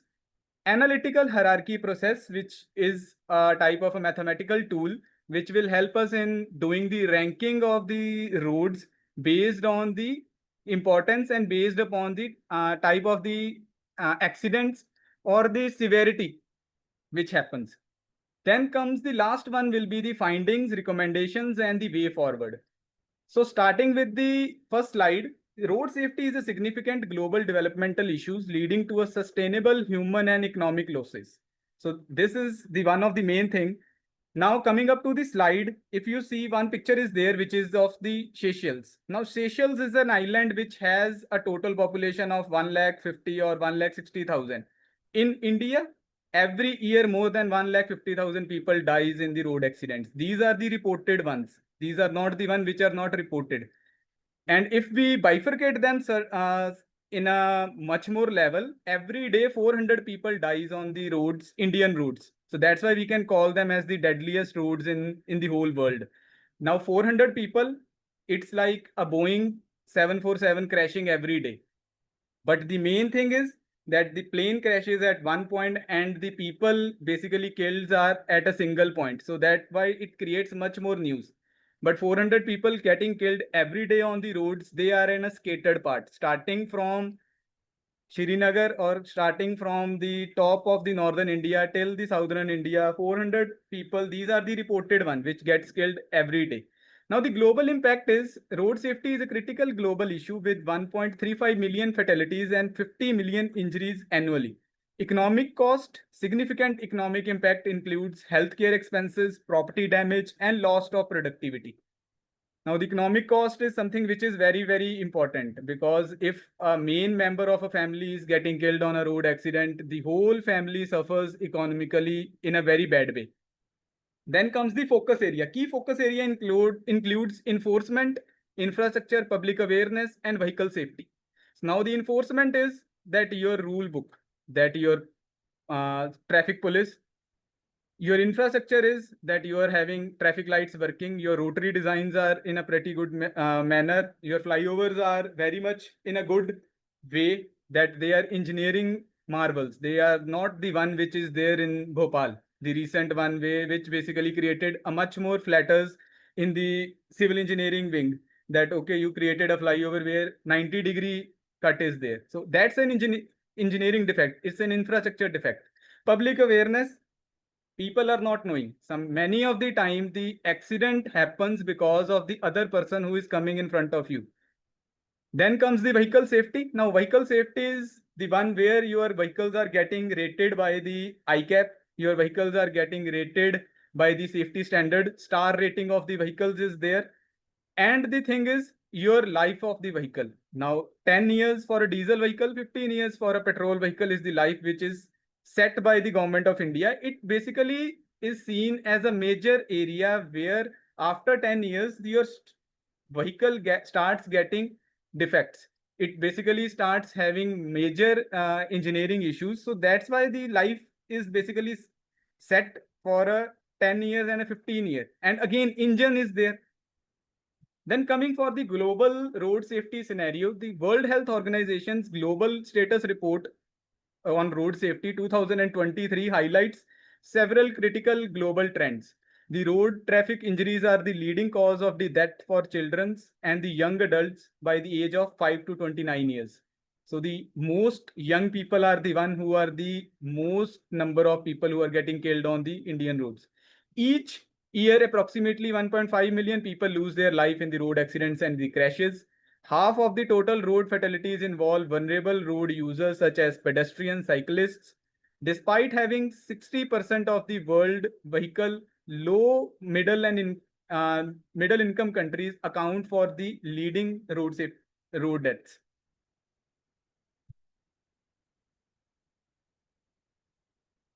The United Nations General Assembly has set an ambitious goal to halve the global number of deaths of the road crashes by 2030.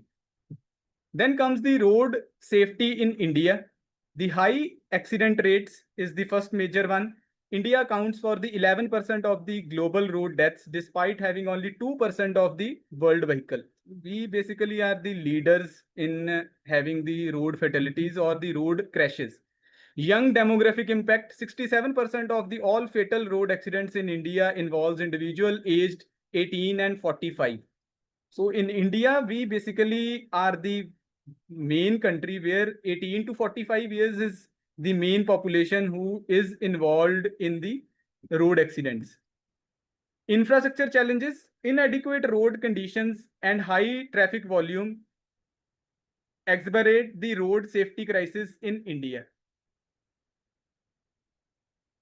Regional disparities, southern states report higher accident rate while the northern state regions face higher fatality rates. So this is something which is again very crucial.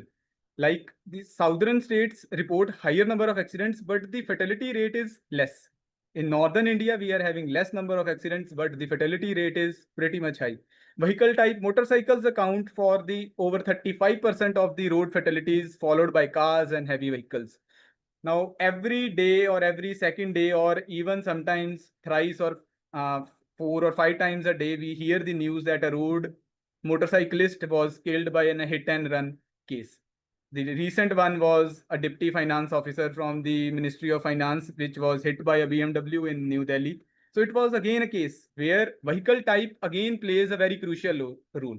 Most of the expressways, or I would say all the expressways in India which are under construction or they are already in a working stage, two-wheelers are not allowed to enter the road because of this only main condition, because they are the one who makes the fatality rate rose. Legislative impact, Motor Vehicle Act 2019 has mixed results with some regions showing improvement while the others lag behind. Again,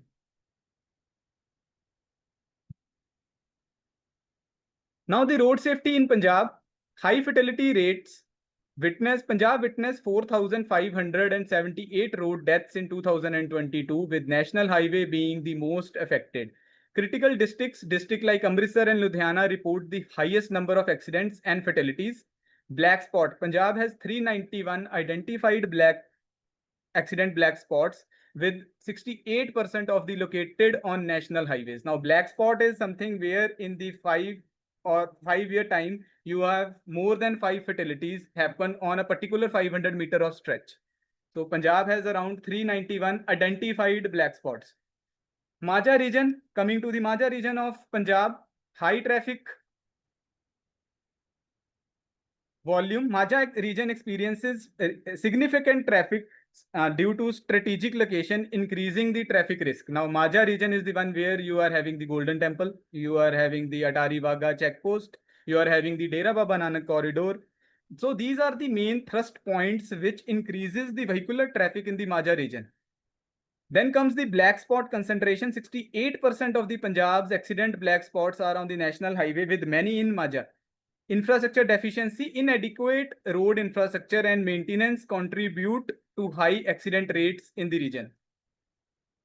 Now, a review of literature, international policies and guidelines for the road safety. Now, the first major one are the parameters. Going ahead from the parameters, we are having the description, then we are having the statistics. So parameters: human factor, vulnerable road users, technological issues, and policy makers. So these are the main global parameters which are considered while making the annual road safety reports. So the human factor, the description is factor related to driver behavior and characteristics contribute to road safety. Now, human factor is something which is related with the driver. I think everyone might have seen that video in which one of the truck driver in US was involved in a fatal crash where 3 people died. It was due to an illegal cut taken by the truck driver, and it was due to the human factor. Speeding contributes 30% of the road fatalities in the higher income country and up to 50% in the low income country. Alcohol impairment accounts 27% of the road traffic deaths. Distracted driving, mobile phone use increases the crash risk by 4 times. Then comes the vulnerable road users, the road users who are at the greater risk of injury or death in the road crash. Pedestrians represent 23% of the all road traffic deaths. Cyclists account for the 3%. Motorcyclists make up 28% of the all road traffic deaths. So now these are something which is there at the global level.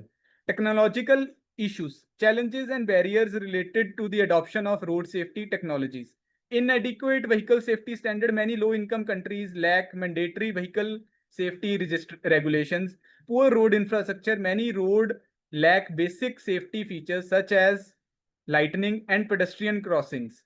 Then comes the policy makers. Now, these are the one where enforcement is tend to happen.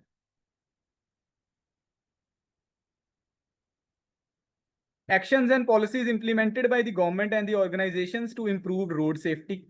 Road safety legislation, only 34 countries covering 2.1 billion people have comprehensive road safety laws. Enforcement, strong enforcement of traffic laws reduces the fatality by 20 to 40%. It's a very common thing that if you see a policeman standing on a traffic light, you will stop your vehicle at the red light. But if you see that, okay, no one is there and no camera is there, no traffic policeman is there, so majority of the people don't stop at the traffic lights. Investment in the road safety, higher investment in the road safety infrastructure and education significantly reduces the accident. Then comes the road safety programs. Now, road safety programs are the one which is there defined by the various developed countries. Like the first one is the Vision Zero. It is there from Sweden and it is considered to be the role model in defining the road safety throughout the world. In 1994, the Vision Zero was first imagined. 1997, Swedish Parliament passes the Road Traffic and Safety Bill. 2003, Road Traffic Inspectorate created and observe and analyze the road design. 2009-10 institutional agreement change. Swedish National Road Administration and Road Traffic Inspectorate was disbanded and the whole new Vision Zero was incorporated. And it was this Vision Zero that Sweden reported zero accident. And in 1 year, there was only one person who lost his life, and it was also due to falling from a bicycle. So it is something which is very much documented. And if anyone is having any interest in the road safety, he might have come across various Vision Zero models which are there incorporated on the only one major model, which is the Sweden Vision Zero. Sustainable Safety Netherlands developed the Vision mid-90. Vision accepted a part of the Dutch policy implementation, policy decentralized and supported by the central government. Then comes the Safe Australia. It was visioned in the 1990 and 2010. Various states of Australia formally adopted safe system approach in statement by the government action plans and strategies. Safe Journeys New Zealand. It was incorporated in 2011. The National Road Safety Committee announces first Safer Journey Action Plan 2011-12. Then comes the Vision Zero New York 2002-2013 administration of the mayor initiate action to improve road safety through street design and speed management. Now, these are the few models which we will consider as the role models for the safety or the road safety throughout the world. Then comes the road safety programs at the world level by the organizations. Those were the models from the city, from the countries. These are the models by the organizations. The first one is UN. Decade of Action Plan 2011-20, launched to stabilize and reduce global road traffic fatalities by prompting safety management, safer roads, vehicles, improved road users. Second decade of Action for Road Safety 2021-2030 aim to reduce road traffic death and injuries by 50%. Then comes the World Health Organization Global Plan for Decade of Action for Road Safety, provides framework for countries to improve their road safety, including 5 pillars, which are road safety management, safer roads, safer vehicles, safer road users, and post-crash responses. These are the pretty much crucial things which involves post-crash responses. Then comes the European Union EU Road Safety Policy Framework 2021-30 sets out strategic actions to halve road deaths and serious injuries, including measures on vehicle safety, infrastructure improvement, and enforcement of road traffic rules. Vision Zero aim for zero road death by 2050. Now, the thing is, in India also we can achieve this thing by 2050 if we follow all the protocols and all the rule book which is defined by the Vision Zero model at a global level. Then comes the World Bank Global Road Safety Facility, provides funding, technical assistance, knowledge, resources to improve road safety in the low and middle income country, focuses on building capacity infrastructure safety and road safety management. So the World Bank is the main funding agency which gives the fund for the more capacity building programs which will help in educating the young minds of our country and in making our police force much more capable of implementing or enforcing the road safety measures. Then comes the International Transport Forum. The Road Safety Annual Report provides data analysis and recommendation for improving road safety policies globally. Then comes the International Road Assessment Program, IRAP, star rating for roads. We are having star rating for the vehicles. We are also having star rating for the roads. Provide a simple and objective measure of the safety of road infrastructure, which involves key element in the road safety guidelines, the road safety management, the road safer roads and mobility, safer vehicles, safer road users, and post-crash responses. So IRAP is something which has a very global outreach. Then comes the national policies and guidelines for road safety. Now, national policies means coming down to India. The Motor Vehicle Amendment Act 2019 enhanced penalties. The act significantly increases the fine for traffic violations such as speeding, drunk driving, driving without a license to deter dangerous behaviors. Now, everyone knows this thing that earlier the fine for drunk and drive was 5,000, now it's 10,000. Even they can send you to jail. Increasing the fine basically has a psychological impact on a person. Like if you once you are challaned on a road for overspeeding, you will make sure that your vehicle does not overspeed throughout the destination length. You will drive at a speed below 90. If the road speed limit is 90 kilometer per hour, your vehicle will remain below 90 if at one point your challan has been cut. So it's a type of a thing where the psychological part is also playing its role. Accountability and monitoring introduces stricter norms for driver accountability and promotes electronic monitoring through cameras and other devices for better enforcement. Now, accountability and monitoring.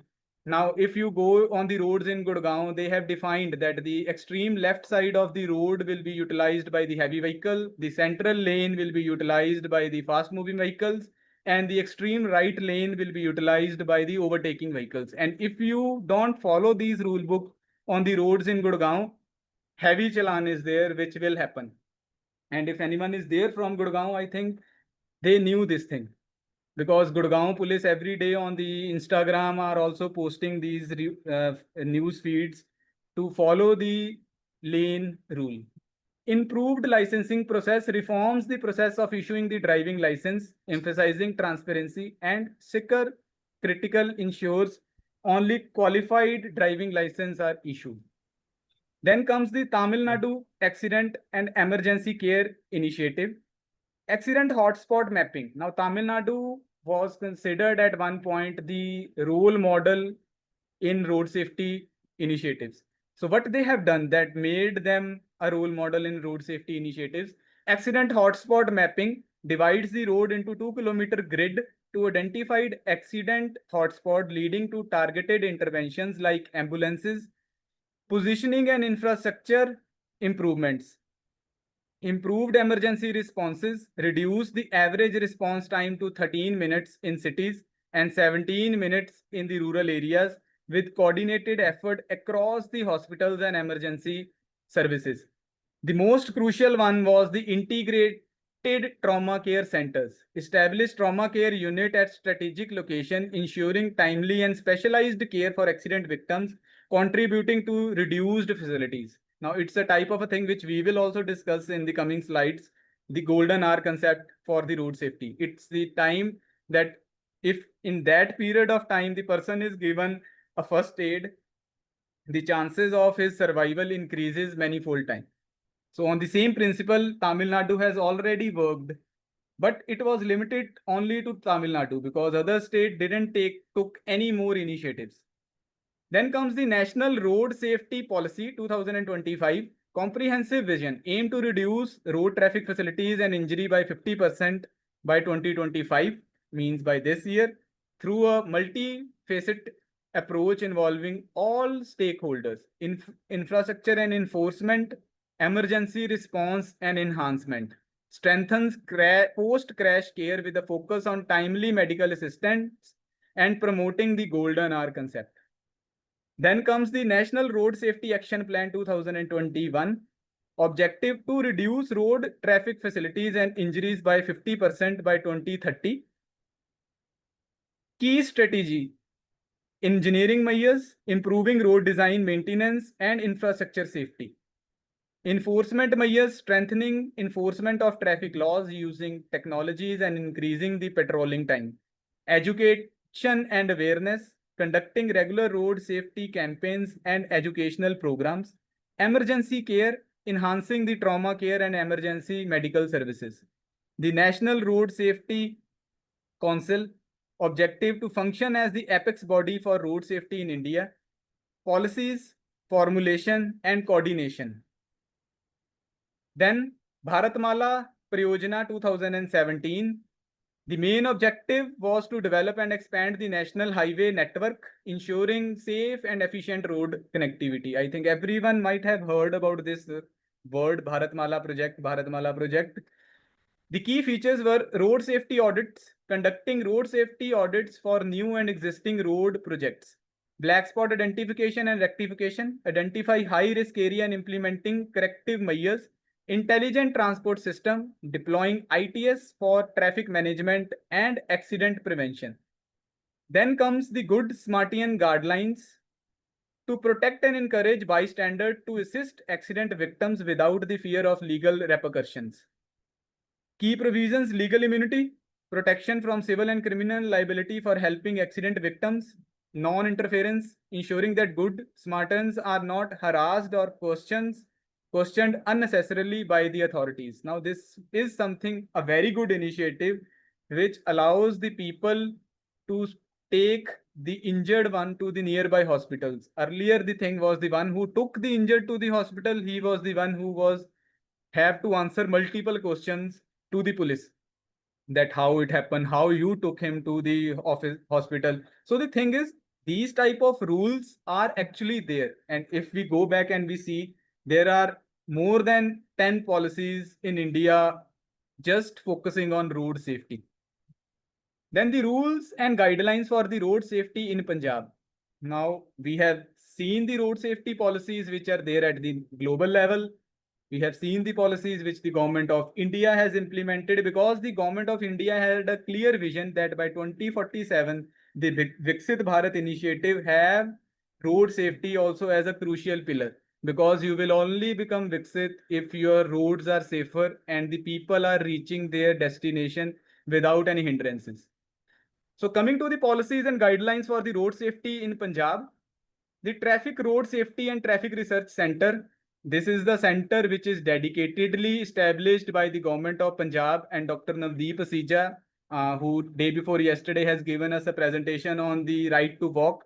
He is the director of this center, and the center has done an extensive job on road safety initiatives in Punjab starting from 2017 onwards. They have published multiple journals related with the road safety at Punjab level and also for the Chandigarh city. The research and development, they conduct research on road safety and traffic management, focusing on developing data-driven solutions to reduce road accidents in Punjab. Training program, center provides specialized training for law enforcement and other stakeholders, enhancing their capabilities in road safety management. The collaborations and initiative, the Department of Urban Planning at Lovely Professional University is also having an MOU signed with the Punjab Road Safety and Traffic Research Center, and we have successfully conducted 2-day national workshop on road safety in the month of April, and we are now in the process of finalizing the schedule for 2-day workshop at an international level in the month of December or January. Because under our initiative, we have to take up the research initiative at particular intervals in each academic session, which makes us also aware about the current policies and framework, and also help our students also get a real-time picture of road networks in our country. Punjab State Road Safety Council Rule 2008 establishment of the council. The Punjab State Road Safety Council was established to oversee and coordinate road safety policies and initiatives across the state. The stakeholder involvements were the law enforcement, NGOs, and the civil society to foster a collaborative approach to road safety. Then comes the Punjab Road Safety Action Plan, to implement specific action aimed at reducing the road accidents and improving the overall road safety, identification and rectification of black spots, road safety audits, conducting regular road safety audits. Now, auditing is something which is a regular process. You have to keep on making certain changes in the road network so that it remains a safer highway, because every vehicle on the road will become unsafe if one unplanned or unsafe vehicle is there revolving on the road network. Punjab Road Safety Fund, to provide financial resources for the road safety initiatives. Now, the main objective is to provide the fund for these type of activities, which will play a pivotal role for the infrastructure improvement, for the safety audits, awareness campaignings, emergency response systems, because everything is involved in a money loop. So you require a very dedicated fund to cater to these initiatives so that they don't stop, because even if they are not work, if the initiative is stopped for 1 month or 2 month or 3 month, lives will not we will not stop the accidents from happening. Accidents will keep on happening, lives will keep on getting lost. So it's very crucial so that the initiatives are running. So for that, the Punjab Road Safety Fund is there. The good Smartian guidelines on the same pattern of the national government, the Punjab has their own set of rules to encourage bystander to assist the accident victims without the fear, offering legal immunities to the good Smartians who help the accident victims, to provide them with some of the monetary benefits also. So to encourage others also to involve with the road safety initiatives when some accidents happen.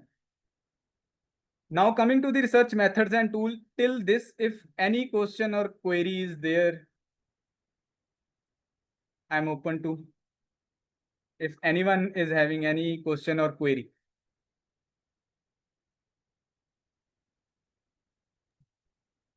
So I think I should continue.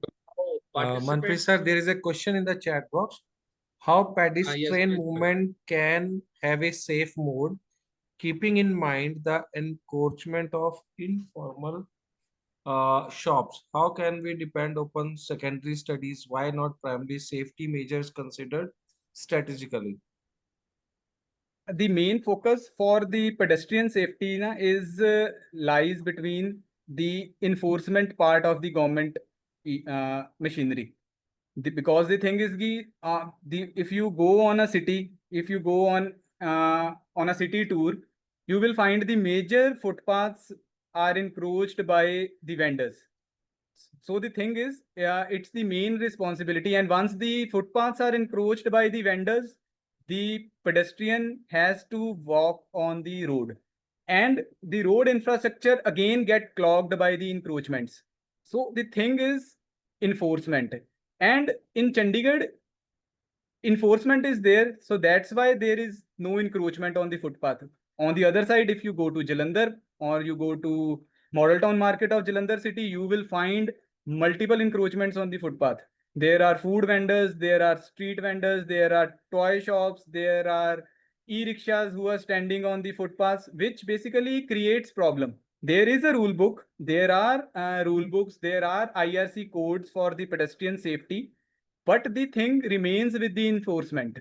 So the thing is, we can be, you can say, a person like, if you download that Rajmarg app from where you recharge your toll, there is an option to upload the picture of any road mishappening or any pothole which is there on the highway. How many of us basically clicks a picture and upload it on the Rajmarg app? I think very few.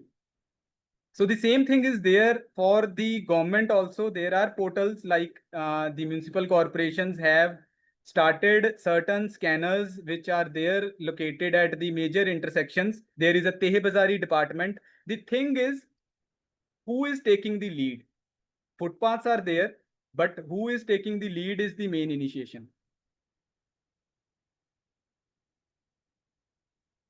So I think we should continue. Yes, sir. That is the only question. Thank you, sir. Okay. And that is asked by Dr. Abhiroop Das. Thank you, sir.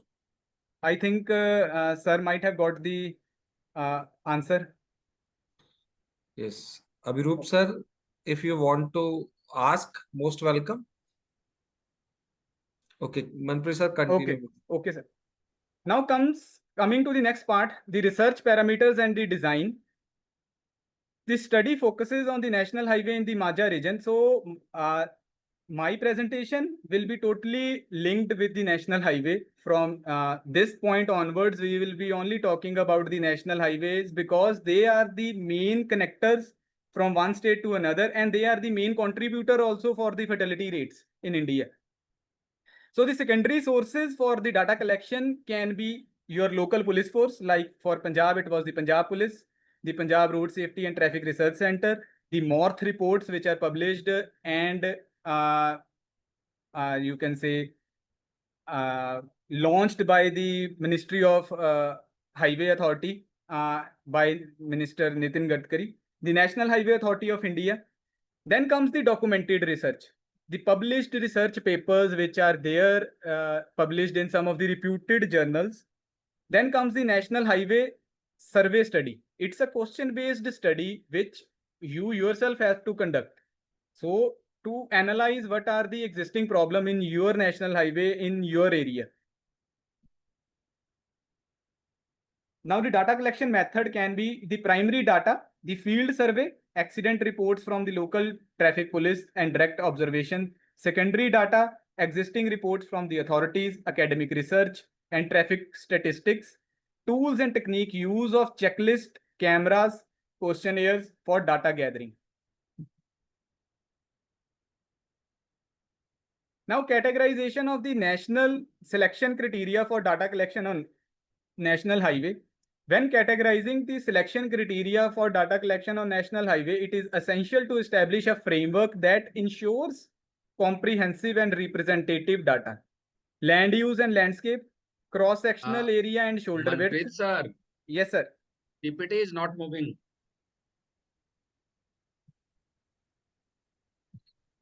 Hello. Hello, sir. Now it's moving or it's there only? No, stuck. Your photo is coming to place. I will share it again, sir. 1 minute. Yes. You will just click here, share button. Yes. Click full screen.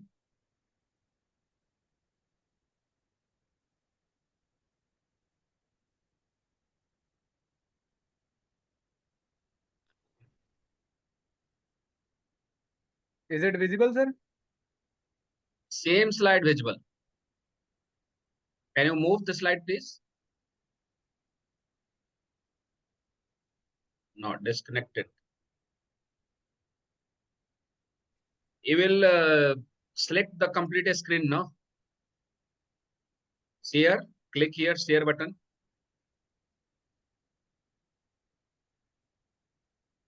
Nahin.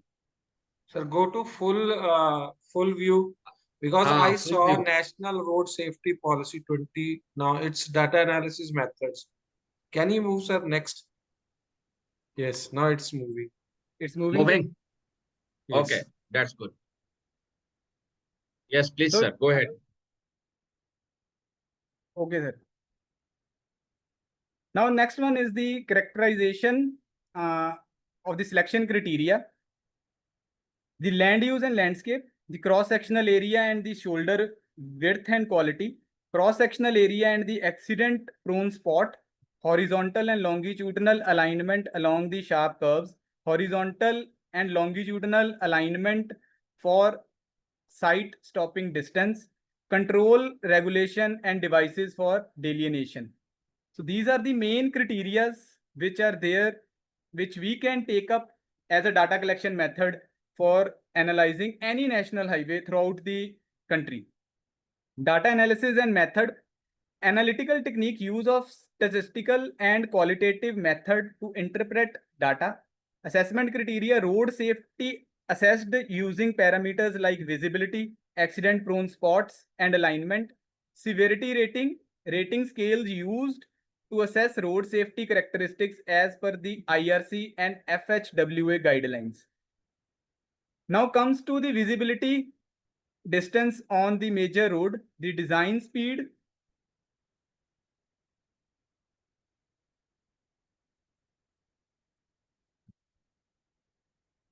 it's by IRC 66, 1976. Then comes the criteria severity level rating. Again, IRC Special Edition 88, 2010. Everything which we have to do on the road safety parameters should be there having a valid justification from the IRC. Because without the IRC guidelines, you can't define the characteristics of a road highway that it is good, bad, or it is worse. It's depending upon these criteria only that you can define that, okay, this highway is good, this highway is bad, and this highway is pretty bad. Road geometric characteristics, the site distance, more than 120 meter, it is good. Less than equal to 120 meter, it is medium, and less than 120, it is poor. So defining the whole criteria, the severity level of the rating is defined, where 5 is considered to be the high, 3 is considered to be the medium, and 1 is considered to be the low. Now it is again there written in the IRC code, which is the main governing body, or you can say the main catalog which defines the road networks. Then comes the severity level measurement of parameter, the stopping site distance, the SSD. The formula for the SSD is in front of you. Again, the source is Indian Road Congress, code number 66. Again, everything is defined under certain sets of code. Coefficient of longitudinal friction. Now this F is something which we will utilize in this SSD formula, where V is the velocity, T is the time, G is the gravitational force, and F is the coefficient of longitudinal friction. Again, the coefficient of longitudinal friction is given in the Indian Road Congress code number 66.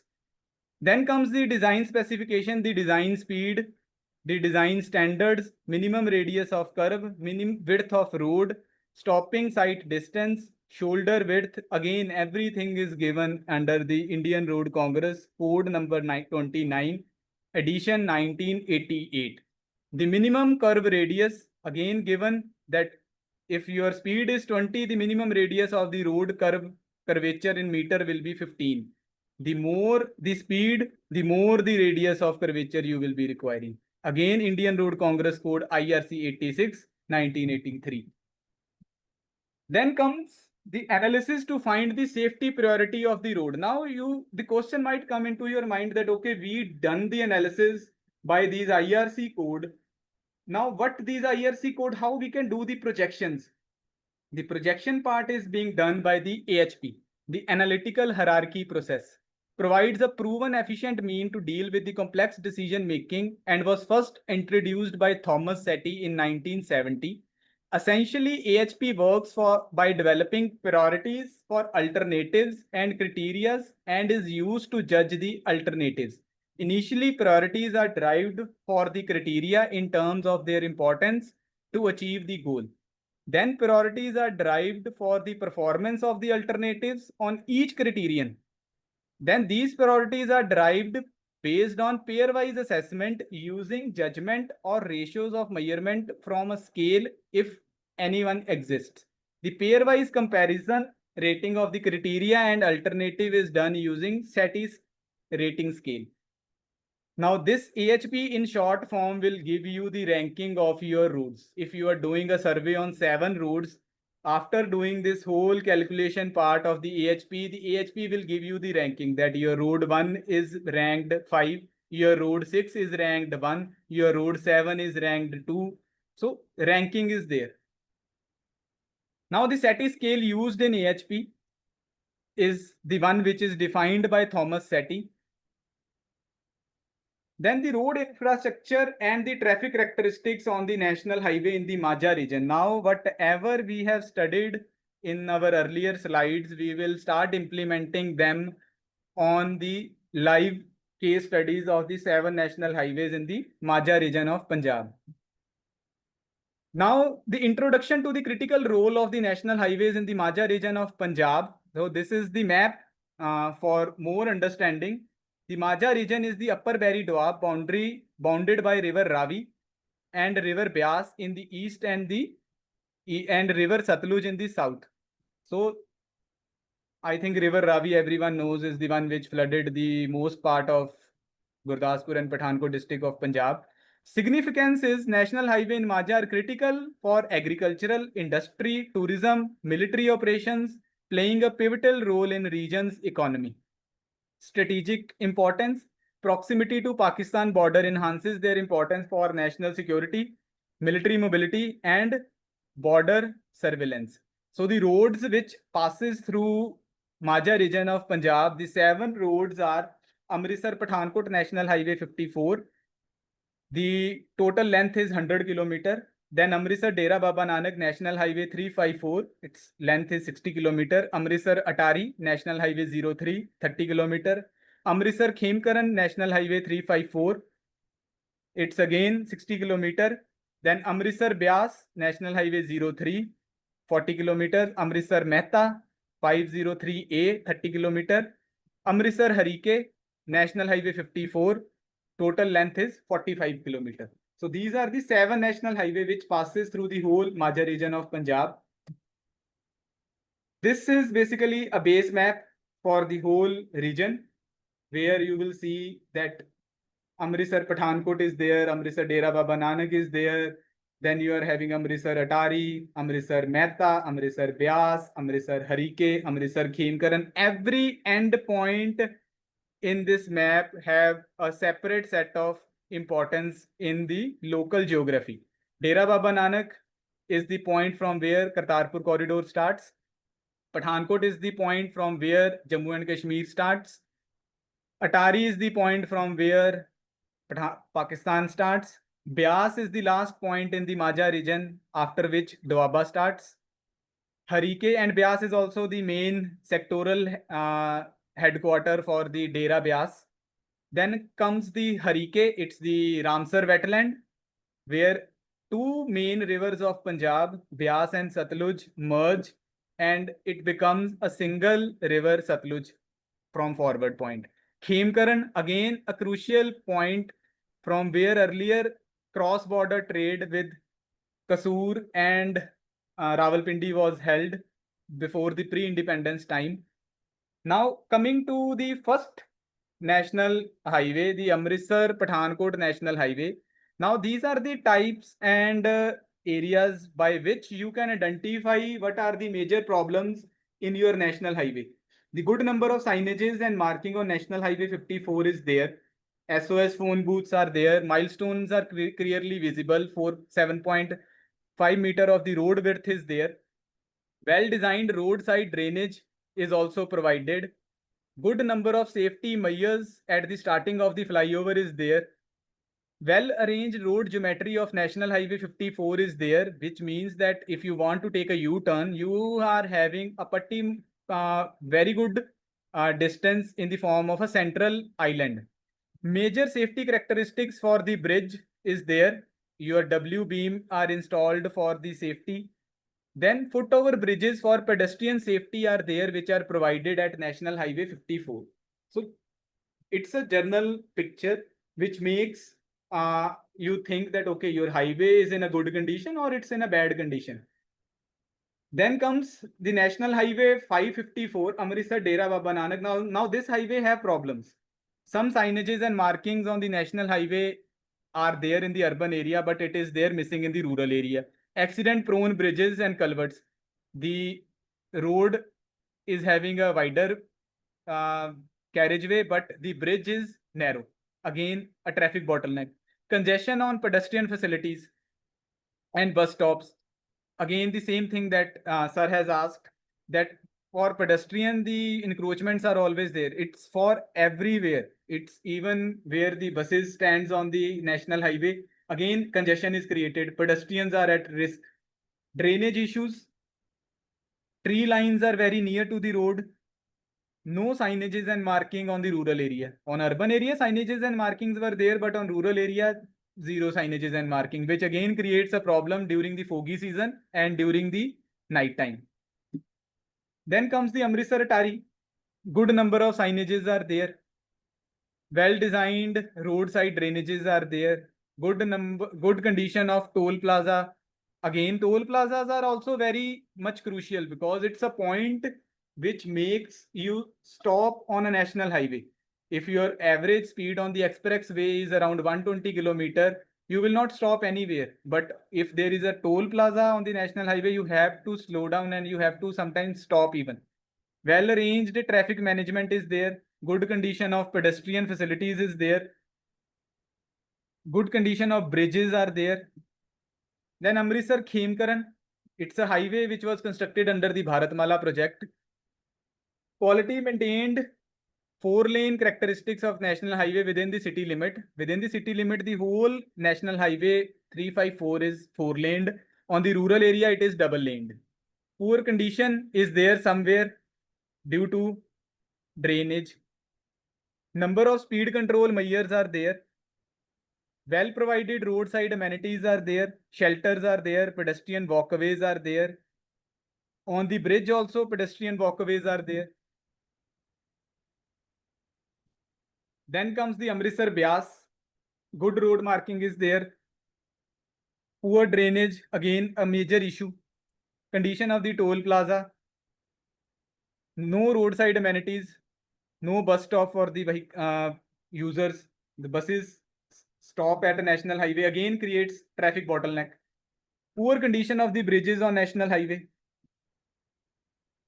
Amritsar Mehta, the most accident prone road, even after the full study was conducted, this was the road which got the least rating.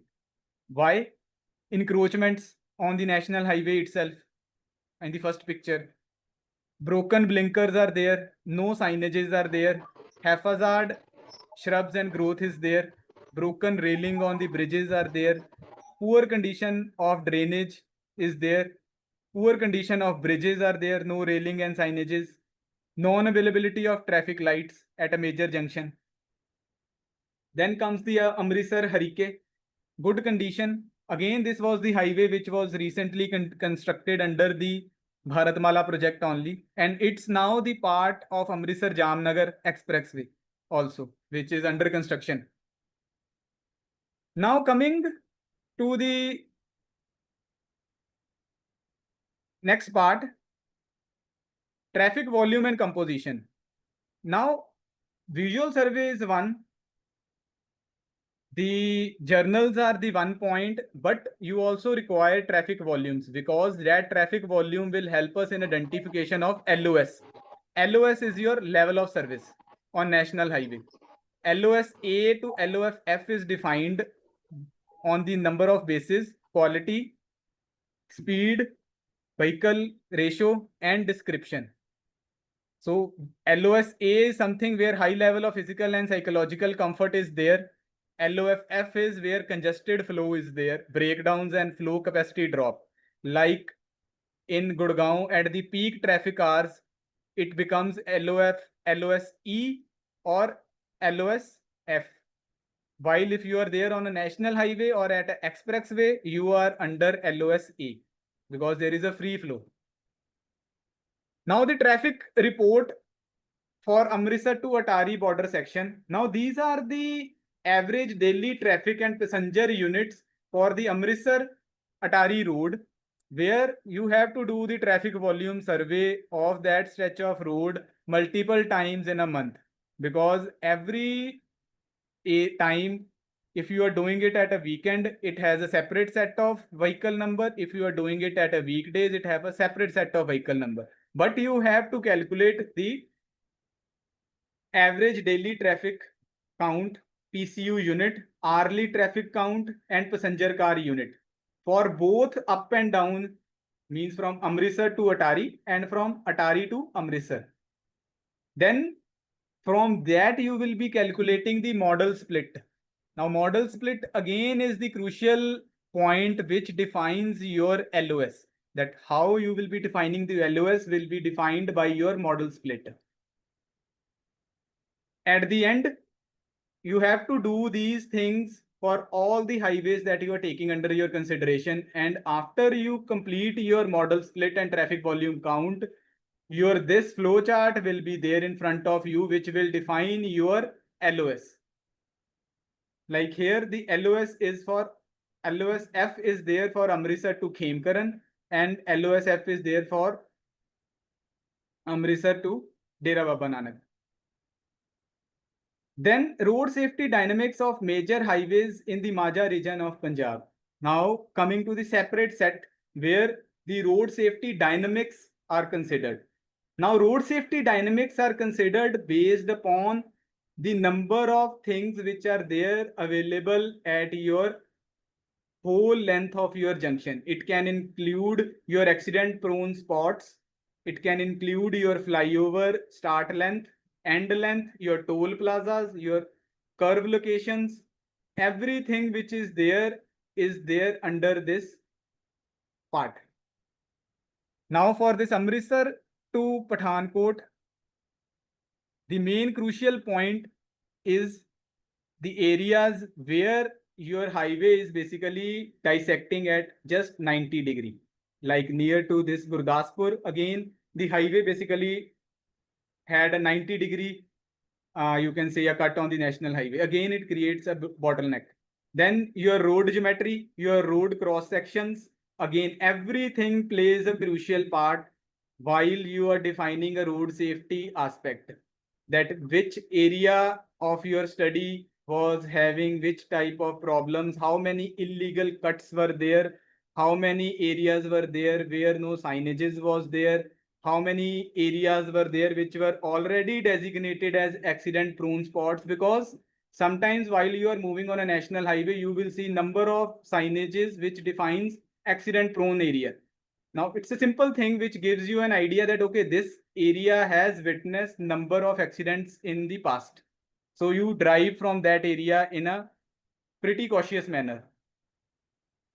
Next comes the Amritsar Dera Baba Nanak. Now this road passes through the rural area of the Majha region. Again, tree lines are very nearby. Your hospital locations are to be identified. Accident prone spots identified by the accident data given by the police is the one which you have to cross verify while you are there at the site, because collection of the accident record is also a very tedious process. And in India, we know that number of states are there which are not reporting or not recording the accident data in their first information report FIR in a proper manner. Because once you are reporting the data, it defines that area suffers which type of an accident and who has done the miscalculation. Was it the driver of both the vehicles? Was it the engineering defect? Was it the psychological nature that, okay, there was a signboard glowing in the side and people were looking at there and accident happened? Or was it a school area where school children's all of a sudden come out of their school and accident happens? Because multiple things are there which you have to take into consideration while you are doing a road safety auditing of your area. Then comes the Amritsar Atari. Key intersection, bypasses, intersection at various points, sharp edges, headquarters of the major offices, because those are the major conflict point during the office hours. Bus stands, bus stops. Then comes electric poles. In India, we have seen multiple times that electric poles are there located very close to highway or sometimes within the right of way of the highway. Now again, they creates multiple issues. Then comes the Amritsar Khemkaran. Again, this section, you have to define it that from where to where the road was 4-lane, from where to where the road was 2-lane, which area was there and how much kilometer was under the city limit, which are the areas which are accident prone spots. Accident prone spots you will always get from the police records or from the local questionnaires that you filled up from the people. Amritsar Byas, same terminology, same technology. Amritsar Mehta, that which area was suffering major issues. Encroachment near the bus stand. On this highway, there was only 2 major hospitals which were located, which again created a much more problems in the case of emergency. Then Amritsar Harike. And then evaluating the traffic hazards and traffic safety interventions on Majha's 7 national highways. Now comes the part of evaluation. Out of 7 highways discussing the case of Amritsar Pathankot, the rest all will be taken up like a same way. Side stopping distance, critical curves, 16 curves were analyzed. several below IRC standards, posing high safety risk. Poor rating, sharp curves with actual radii below 150 meter. Now 150 meter we will get through the IRC standards. Recommendations: improvement needed at high risk curves to enhance the safety. Second one is your curve location analysis. SSD values ranged from 81 meter to 153 meter across various segments. Speed considerations: highway maintain a consistent speed limit of 90, disregarding the sharp curve. Now again, throughout the highway, there is a standard speed limit which is given throughout the road signs on the highway, which is 90 km/h. Again, contradicting the actual engineering which is there at the site. Roadside environments, encroachment. Roadside segment shows mixed rating with moderate level of encroachment, tree line and dumped material. Dumped material in the sense means construction waste, sand, aggregates. Drainage issues again create a major issue. Shoulder characteristics. Shoulder width. Most segments have satisfactory shoulder width meeting safety standard. Again, the safety standards are highlighted by IRC code. Accident prone spot. Identification of high risk area. 30 major accident prone spots identified on National Highway 54, mostly at crossings and median points. Key issue: poor lighting, lack of signages, inadequate traffic management. Then comes the public opinion survey. Again, you have to do the public opinion survey because you have to see the public sentiment, that are they really suffering, or it's only a hypothetical type of a thing that it created this highway as a accident prone. So public opinion survey is the crucial one. Survey included responses from 10 participants focusing on various safety parameters. It is 10 participants in every city.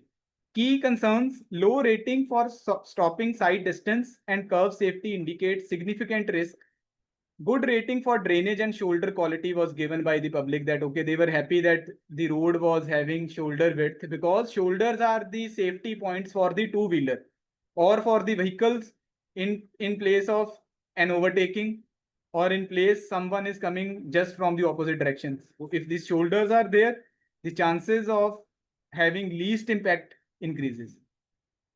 Conclusion: identified critical safety issues across various segments of National Highway 54, including SSD, curb safety, roadside environment. Proposed targeted interventions such as improved signages. Continued monitoring is required. Future directions are always there that you require continued monitoring, and same procedure is then repeated for all the roads which you will take under your study area. Now the analytical hierarchy process based ranking of national highway in Majha region. Now, if you go through the AHP model, then you have to prepare an Excel sheet, which I will show you in the coming slide. And that Excel sheet will basically provide you with the severity score. The severity score will be defined by all the criteria which you have done the evaluation based upon your SATI scale method. Like in this case, the National Highway 503, the Amritsar Mehta, was considered to be the most severe road, having much more flaws in the road infrastructure. The results: the analytical hierarchy process method help us find out the consistency index, which comes out to be 0.02. The method of finding the consistency index is finding the lambda max. The formula for calculating the lambda max is equal to weighted sum values divided by the total number of criterion which are marked in the research. Once lambda max is calculated, the value of consistency index is calculated by the given formula, which is in front of you, Ci equal to lambda max minus n divided by n minus 1, where n is the total number of criteria value. Total number of criteria value here is 10. Now, coming to the methodology to identify the most critical highway based upon AHP. Identifying the road, selecting the criteria for road evaluation based upon present road condition, collecting the decision maker perception using importance of the weight for alternative parameters, AHP process, formulation of criteria metrics, formulation of alternative metrics, the ranking of road. Once you will make your AHP analysis start, the first thing you will make is your criteria metrics. Then you will make your alternate metrics. And once you are done with these two, your rankings will be there. Now, those rankings will help you in identifying which is the most critical and which is the least critical road.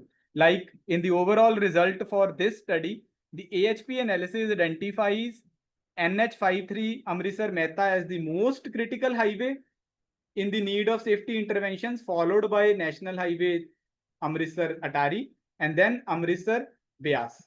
So these were the first three highways which were under the most critical ranking.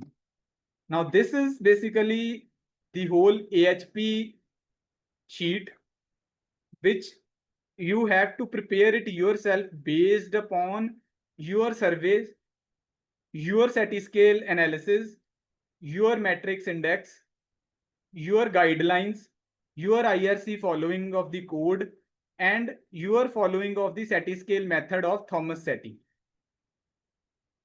So you have to do the cross analysis, like the vertical and the horizontal rows and columns are the same, side distance, sharp curve, encroachment. You have to do the cross evaluations at every level. After doing it, the ranking of the criteria parameter defined by the criteria weight for the study roads will be there, which will help you. The ranking of accident prone spot is the most severe and ranking of the sharp curve is the least. Because in this whole 7 network of the road, sharp curves were at very few locations, because most of the roads which are constructed under the Bharatmala project, they are at majority of the time, they are constructed at a straight line, at a 90-degree line, because Bharatmala roads are also considered to be utilized during emergency as a landing strip for the fighter aircrafts. So curves are very few. That's why this parameter also, the ranking of the curves, basically went to the last lane. Now the result of the AHP, the average score using the AHP analysis is used to give ranking of the road network in Majha region. The score varies from 8.9596 to 28.512, where the alternatives and score and rank is defined. To have a much more clarification regarding this AHP, my paper is there published in the ITPI journal, volume March 2023. So if any one is want to refer to that research paper, he can download it from the ITPI's website. The journal from volume March 2023. So the same result analysis is done over there also. Now the critical parameter for road 6. Now till here we have defined that road 6 is the most critical, which was the Amritsar Mehta National Highway 503A. Now the thing is, which part in that highway is critical? That is also a problematic point. Now, which part is problematic is the one which we will define by again putting that whole road network into the AHP process. Now, once earlier you were putting the 7 roads into the AHP to get the ranking of the most critical road network. Once you get a critical road network, you divide the road into the stretches of 5 kilometer or 3 kilometer, and you put that ranking or rating into again the AHP parameter, which will give you that which point or which area is considered or which parameter is the most accident critical. Like for National Highway 503, sharp curves is considered to be the rank 1. But if you go back on the all 7 roads, sharp curve was at rank 10. So there will be delineations because every highway have a different set of problems. They are having parameters can be same, but the parameters implementation is different on different highways. Now, pair-wise comparison of the metrics is done for the analytical hierarchy process for identifying the accident-prone road stretches on National Highway 503. Now, the pair-wise comparison matrix is done on National Highway 503, which is in this form, where you divided your 50 kilometer of the road stretch into 5 kilometer small stretches, and you do again the whole process again, defining only that point of time. Now consider that these 10 points are 10 different highways. So you do the survey again for the whole stretch. Now what that thing will give you, it will give you the most critical stretch for your area where maximum chances of having an accident is there. Like stretch M1F, M1G is the lowest weighted, indicating it is the most accident prone stretch on National Highway 503. Conversely, stretch M1A to M1B have the highest weighted score, indicated they are the less accident prone relative to others. Now coming to the findings and recommendations and way forward. We have seen that, okay, accidents happen. We have seen that, okay, policies are there, frameworks are there, rule books are there, guidelines are there, engineering journals are there, engineering codes are there. We have identified that how we will do the ranking. We have identified the parameters. We have identified the criteria. Now coming to the findings and recommendations. The model that we have listed down in our study was the bandage concept. It was something which was related with the golden hour concept, where 7, 14, and 21 was the time frame set by the model. Like the concept is simple, as the within the first 7 minutes, the ambulance should reach the accident site. Then within the first 14 minutes, the initial treatment in the trauma care ambulance should be start. Then in the next 7 minutes, means before 21 minutes, the ambulance should be able to reach the nearest trauma care center. The study will be supported by extensive mapping of national highways so that a crucial spot can be identified where ambulances can be stationed for prompt responses. Now, one word which I have utilized over here was trauma care ambulances. Now, there are two types of ambulances which are there. One is the normal ambulance which transports the patient. One is the trauma care ambulances which have life-saving equipments in it, and it is like a small operation theater only. So the cost of one trauma care ambulance in India is around 45 to 50 lakh rupees. Now after GST relaxation, it can be less, but considering the cost of a human life and the cost of an ambulance, human life is always much more crucial. So the deployment of trauma care units, strategic placement of 26 trauma care ambulances across the Majha region, covering key highways to ensure rapid responses. So this is the something which we have done in our proposal part, that 26 locations for the trauma care ambulances were defined for these 7 national highways. Now, this is the major point where how you are defining the highways and where you will be sending that highway, sending that ambulance so that it reaches within 21 minutes to the nearest hospital. So you have to link the one ambulance with multiple trauma care units which are there in your study area. Like for our case, we have divided the area into 6 sectors, and every sector we have defined the area where the trauma care ambulance will be stationed so that it takes same time to reach both the sites. Okay, and in case there are multiple accidents, then the ambulance from the neighboring site can also be reaching there under the same time period. So here in Amritsar, Pathankot, we have identified 6 locations where trauma care ambulances will be there, and ambulances like the first ambulance stationed at the Jethupur village will be linked with the Nanda Hospital, Virka. Ambulance number 2 will be linked with the Bajwa Hospital, Kathunangal, with the Civil Hospital, Batala ambulance number 3, Medicity, Dhariwal ambulance number 4, Medicity, Gurdaspur ambulance number 5, and City Hospital, Dinanagar, ambulance number 6. So these are the certain areas where the ambulance can take the people in case of an emergency. So the same parameter of the bandage concept is there implemented for every road. For Amritsar, Dera Baba Nanak, 4 ambulances are required. And hospitals which will take up these injured patients are also listed down. Then comes the Amritsar Atari. This section will be requiring around 2 ambulances, and the hospitals are also linked with them. Then Amritsar Khemkaran, 4 ambulances will be required. Then Amritsar Beas, 2 ambulances will be required. Then Amritsar Mehta, 3 ambulances will be required because it is the most crucial stretch and having the least safety parameters available.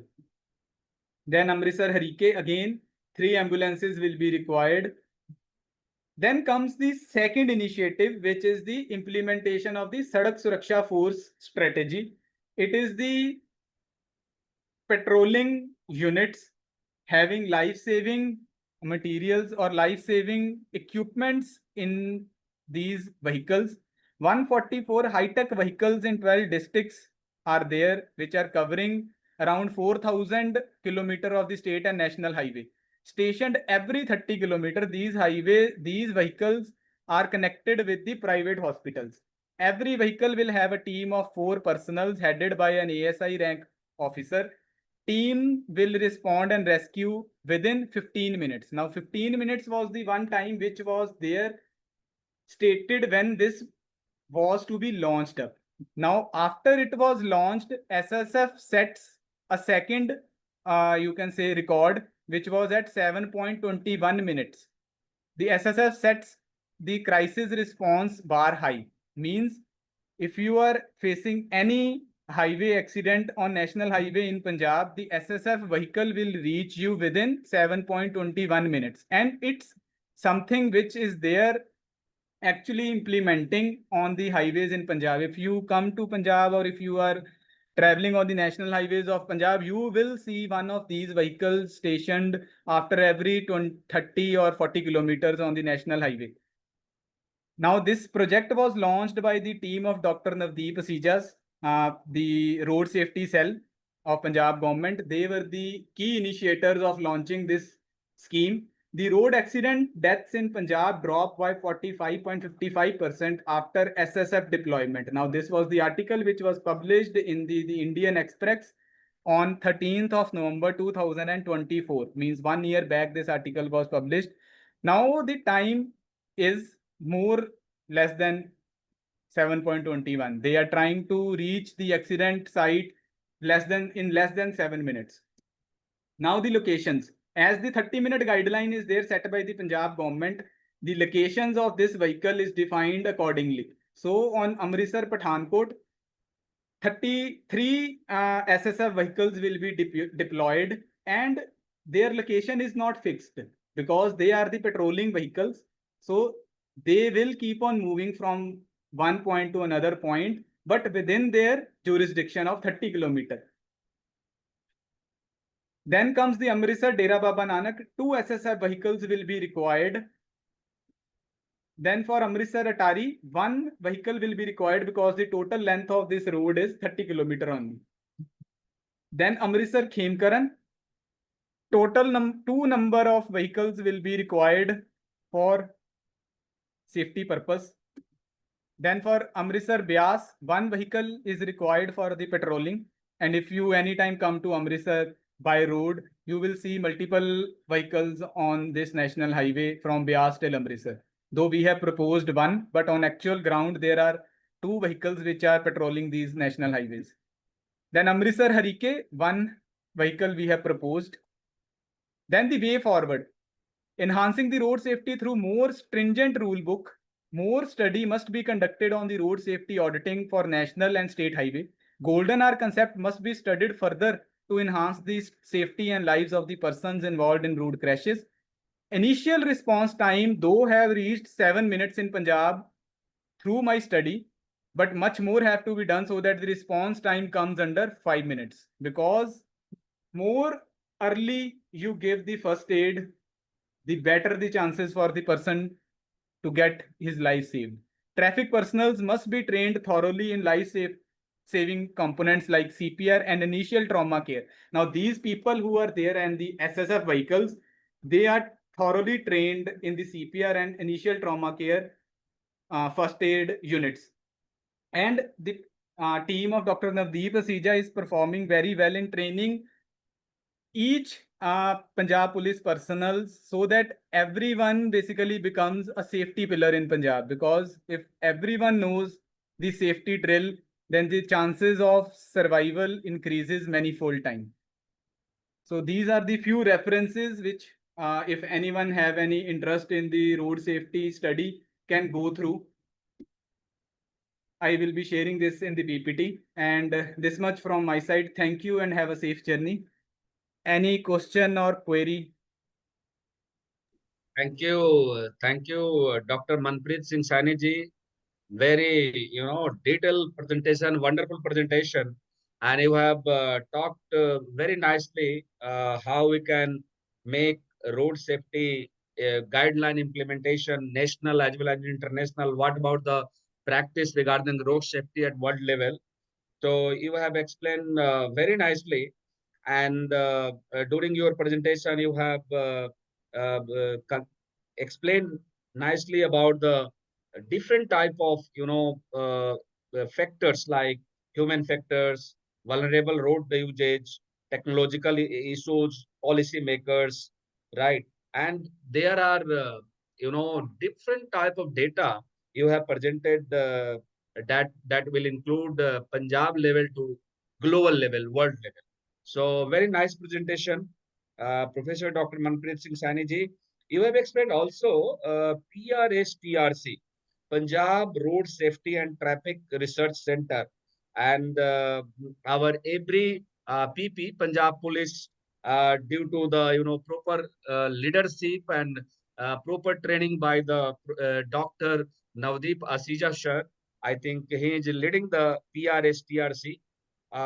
We are hoping that PRC, will doing very excellent job, super duper work for the development and for the awareness purpose among the stakeholders, so that road safety will be the prime concern that we adopt.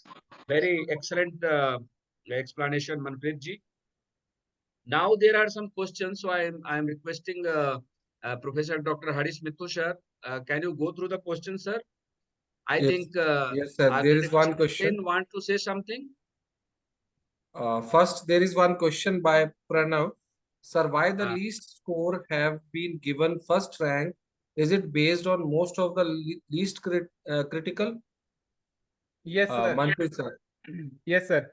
The least critical are the parameters where you basically gets a score, like the least critical parameters for the National Highway 503. They were basically given the ranking based upon the public opinion survey, based upon the uh, infrastructure which was being available at the National Highway. So all these things, once you put them into the AHP analysis, it basically gives you, along with the SETI scale ranking, the type of the critical method or the index which will be there. yes. So anyone else have any query and question? One Please. more question, Harish sir. By the scroll 1 and 2 more up, go up, sir. Uh, just above the 2 to 3 Yes. points. How can Yes. How can we implement AHP model in other parts of the city where there is a huge chaos in other parts of the city? Sir, AHP is something which will give you the ranking. Now, based upon the ranking, you define your parameters. If you want to do, like I have conducted the study on a national highway outside the urban limits of the city. So my parameters were totally different. They were based upon the national highway characteristics. So if you are doing Right. it inside the city, you have to take the parameters based upon the urban roads or the city roads, and then you can divide them into certain areas like 5 kilometer or 2 kilometer of the stretches or even 1 kilometer of the stretch, and then you can put them into the whole index rating and you can put them into the AHP method. AHP will simply give you the ranking only, and the ranking will be given to you based upon the data that you only have collected from the surveys or from the journals or from the IRC codes. Right. Good. So Thank you, sir. any more? Sir, Any more very nice question? presentation, sir. Thank you, sir. Yeah, Thank you. Professor Very Dr. nice Sroj Kumar presentation. Sarkar from Dehradun. Yes, sir. Sir, I was just looking for any good citation Right. because sir have done rigorous research. So, Sir, the citations are there in the last 3 slides. I have put the citations of the research paper, which are yeah, there at the world at the national level. yes, sir. And for the other sources, I have put along all the all the PPTs. I have put along the Yes, sir. sources like the IRC and everything. Okay, sir, I will go through. I will go through. And I want to talk to you personally also if I get your number. Yes, Sir, yes. I'll share, Professor Yes, sir. Nagendra sir will share, sir. Yes, sir, please. I want to Okay. say something. Yes, sir. Yes. Hello. Chitra Sorry, Senji, I please. cannot turn on my camera because there is a network issue. First of all, I No, want no, to you are visible, congratulate Ji. and thanks Manpreet sir for such detailed presentation and such detailed research. Other than that, I actually firmly believe that if we work on the fundamentals like use of basic statistics, he uses AHP and other decision-making models, just using them, and he solved some of the problems, he identified some of the problems. Instead of going for advanced methods, we can work on the basic fundamentals also, and we can achieve some good results also based on that. Just following to that, I want to ask that is there any other model where we can actually monitor or model the driver's behavior also? I know it is a very critical issue and major of the road accidents actually happen due to these conditions, the behavior of the random behavior or the entropy of the drivers. So are there any of these practices going on or something, maybe in bylaws, maybe something? Sir, for driver behavior, the thing is ki we can use the PEEP theory, and which defines that okay, 2.5 second is the time frame which is there in our mind, and we can derive certain other things related with the PEEP theory. So we can definitely work upon these areas, and for psychological behavior and driver behavior are the crucial points. For mine study, I basically focused on the infrastructure part more than on the psychological part. Yes, yes, But yes. That will be a whole psychological new part, research. Yeah. psychological part is also very crucial, sir. The point is very valid, sir. That Yes. if we do a thorough research on these parameters, it will again create much more Complex star set of rating. framework. Yes. Or A even good number it of will framework change will be the there. basic ratings also. Basic ratings will also get changed. Yes, sir. Yes. Okay, Okay. good, Thank good. you so much, Manpreet sir. Dr. Pranav Gupta ji, very good question. There is Now some question is also, sir. Harish, sir, there is please. one more question from Okay, Geeta Chitra Mani. Sen. Chitra Sen. Hello, sir. Chitra Sen Parida from Odisha want to talk. Yes, please, Chitra Sen ji. Okay. Manpreet ji, I think it's a big hats off to you. Like it's a very good study. In fact, analytically, you have collected so much of data and put in lot of effort to like minimize the road accident, particularly in Punjab region. Like I'm very much appreciate like your report, particularly how you have taken up this thing. There is one question I think I missed out during the presentation. You have injected particularly those ambulance units within certain distances. I forget that distance. That's why I just asked. Like because one unit is costing around 50 lakh or nearing to that, as per your trauma care ambulance pricing cost requirement units. So that what will be the distance for that? Because one stretch it was saying that it is around 26 ambulance, that is around 13 CR cost, and including if we look at the operation and the maintenance cost, then per kilometer if we distribute, it may be some substantial amount, but it is nothing in front of like human life. But I would like to know this answer, and also there is another answer along with your study. AHP is a very good model, like it is having error rate of 0.1% or consistency rate of 0.1% error. It's a very good successful model, and you have proven it very well. But the indicators you have taken, like particularly the indicators of 10, out of the indicators you have mentioned that the Indian road conveys code is not being followed, or somehow it is being manipulated at some point of time. Sir, don't you think that is that like a crucial point which is to be taken into the study? These are the Sir, two questions from my yeah, sir. The first question, sir, I will answer from the first point only, that the distance. The distance, sir, I have taken it based upon the golden hour concept of 21 minutes. I have not put the ambulances sir. based upon 21 the minutes, right. distance. I have not based upon the distance, the location of the ambulances. It is based upon the time taken by the ambulance to reach the accident site. So it's a type of a thing that 21 minute is the time frame that I have taken for the ambulance to reach the patient, to take the patient and to reach to the hospital within 21 minutes. So that that's means the the distance will be within a distance of 12 to 15 kilometers. Distance will be, sir, it depends na. If the location is circuitous, then the distance will be less because time taken will be more. But if the distance, if the road is straight, then the distance can be there measured. You can say for 21 kilometer, it can be 15 to 16 kilometer. Got it. Nice, thank you. It's And basically second the sir. The second one is the sir, the engineering partner, that certain majority of the case, sir, the highway construction is the main problem. The DPR construction, the making of the whole problem starts from DPR. You have seen the videos of Manali Leh, this Kullu Manali highway. Every year it basically gets eroded from one same point where that Shri Rar hotel is there. So even Nitin Gadkari has told that the main problem starts from the DPR initiation, because people sit in their AC offices and they start preparing the DPR irrespective of the Absolutely right. geological conditions which are actually there which will be there at the site. So you keep on doing the cutting, and your road basically makes the whole area fragile. Because what happens in India, na sir, according to IRC, if there is a landslide, you have to bring your JCB and ditch machine over there along with the tipper, and you take up everything on that truck and you have to dump it somewhere else. But what happens in India is that we flout the rules ourselves.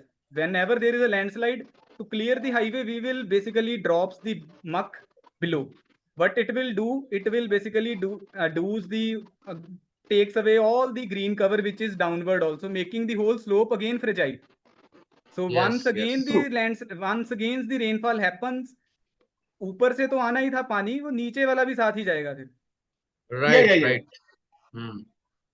So sir, engineering, sir, if we follows IRC, if we follows the IRC rule book thoroughly, there will not be any problem in India. True, I agree that. But the things arises when we basically starts losing the interest in the IRC and we start focusing on making the highway workable in a least time so that toll collection can be there. Yes, can I name it absolutely malpractice? right. Sir, it's a malpractice only. It's a malpractice. It's a malpractice which is defined by even by the highway minister. Because sir, those guidelines, Basically, this is IRC guidelines were there from the 1988. You see the IRC guidelines 1988, 2000, 2001, 2000. None of the guideline is there IRC 2025, 2024. Because we are not keen into making new guidelines. We are just keen into making highways, expressways without following the rule book. True, sir. I agree to that. Rules are rules. Yes. When we can't I agree follow to that. But sir, I think need of the hour is that whatever policy we frame, enforcement of a policy or guideline, and in fact attention to the particularly these rules and guidelines is very much required for our country recent times, like whether it is Indian Road Congress code or whether we are looking for like the National Building Code or everything. We have lot of things that written in that document, like the particular implementation part is looking and they're doing malpractice. That's why, sir, why I compared these 2 points, because there is a thought behind me that the thought is that okay, for mistake of someone or malpractice of someone, we need to put some additional cost of another. Let it be that 13 crore or more. That's what I was just checking the comparison. Good. Thank you, sir. Yeah. Thank Very you for good. the. Good. But sir, I appreciate the study, and it will be great that he will look at that presentation if it is being shared to us. Yeah, sir. Yes, yes, he will definitely. Team will share. One So question from Mr. Das. yes, Dr. Das wants to ask. Abhirup Dr. Das. Das. Yeah, sir, good evening. Good evening. Sir, actually, just now you were telling about the IRC concept, Indian Road Philosophy, Indian Road Congress. But what about the core areas of the city where that IRC is not implemented right now? Because we are facing a lot of difficulties and chaos in the core area of cities in the context of Kolkata or other cities. Because we are considering only the highways, sir. IRC or everything is there, but what about the core areas and the peripheral areas? Sir, the IRC basically is not there that the state PWD also follows the same IRC booklet. Like for Kolkata, if the Kolkata roads will be there under the municipal corporation only or under the state PWD. So they also follow the same IRC rule book. National Highway also follows the same IRC rule book. But National Highway comes under the CPWD. Now, the thing basically changes when the capacity of the highway is there. It all, again, it basically depends upon the capacity that your highway, you are making a highway for a speed limit of 100 kilometer, or you are making a urban road where the speed limit will be 60 or 80 kilometer. Then which type of vehicle your highway will be catering to? Will it be catering to a multi-axle truck, or will it be catering to a vehicle or a four-wheeler only? So it all defined everything, sir. The government has everything in their hand. It's just the implementation part which is missing. So even if from Exactly, today sir. onwards, We don't have any specific guidelines and recommendations regarding this. Just we have said, sir. So in this context, I should also mention that we have lack of guidelines actually. the lack of guidelines, na sir. The thing is that same highway, if it passes through an urban area, it will come under the municipal limit. The same highway, once it goes outside the city limit, it becomes a national highway. When it is there inside the city limit, it becomes an urban road. Yeah, exactly. So the thing, sir, the quality remains thorough throughout if there is a national highway. But if that national highway becomes an old national highway, like in every city we are having old national highway, which is passing through the core of the city area, and we are having an existing bypass highway. So the quality again, sir, it again depends upon the implementation of your rule book, because every state government had their own set of rule book, be it the state PWD or be it the smart city mission or be it the municipal corporation. The corporation roads are considered to be the worst type of routes in India, that they basically become dilapidated very easily. Now again, certain corporations are there which works in a pretty well condition. Certain, like Chandigarh, they construct a road and it remains a road till 5 years. But in certain areas, problems arises when the implementation part is jeopardized. Good, Right, Dr. sir. Manpreet Thank ji you. and Abhirup Das ji from Kolkata. Very nice interaction with our fellow Madam professionals. Reddy wants to ask. Okay. Welcome, ma'am. Yes. So, good evening, sir. Good evening, ma'am. Yeah, Sharita Reddy ma'am from Telangana. Hyderabad, sir. Actually, Hyderabad, sir, yes.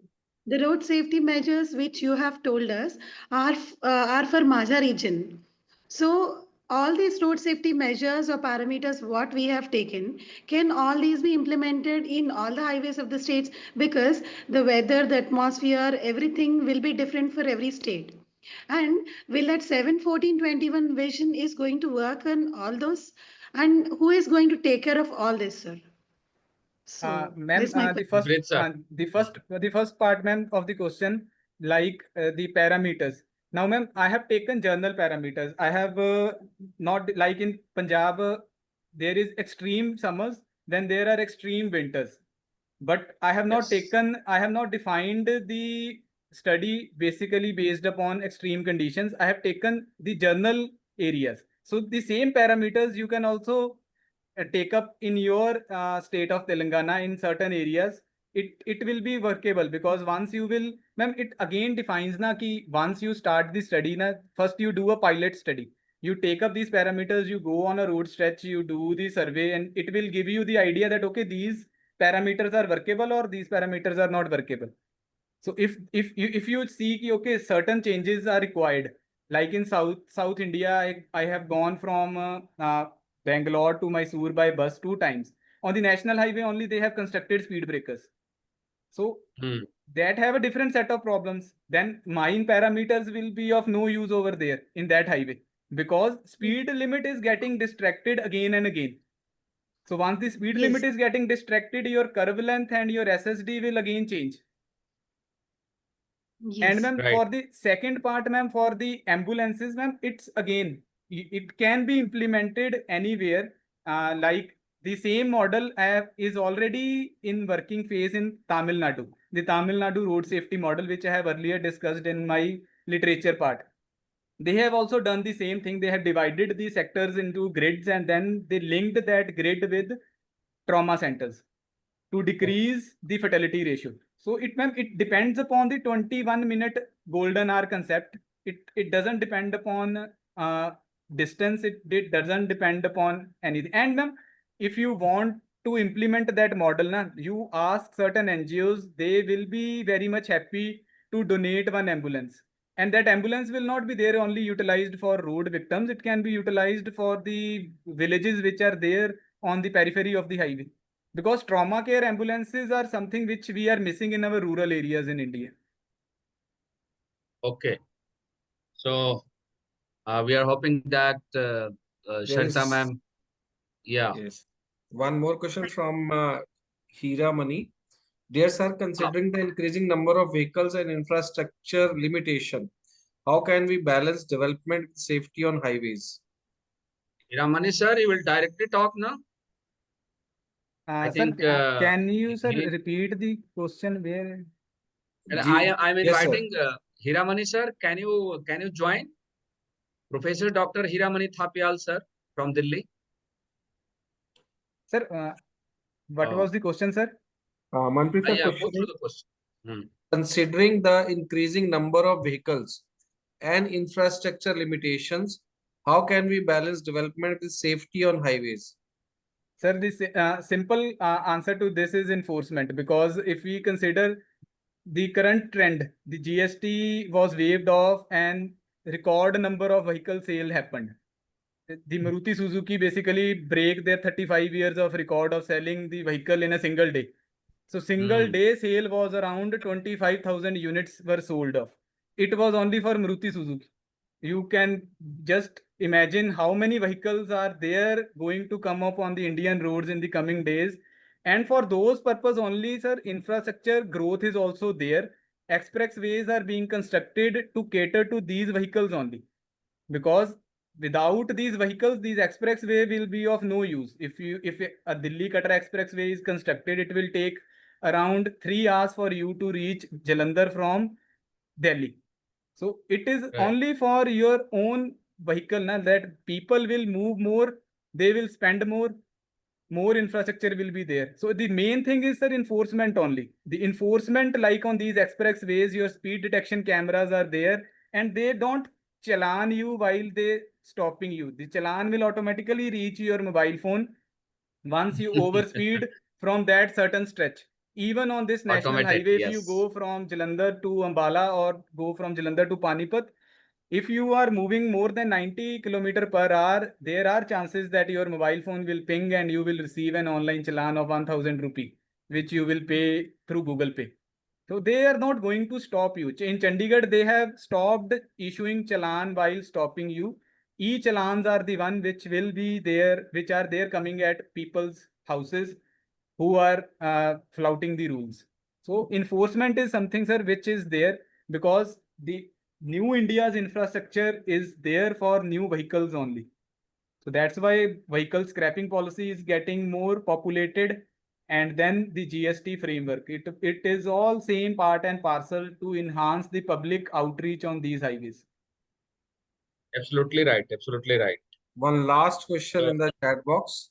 How have you decided to take only 10 persons opinion survey?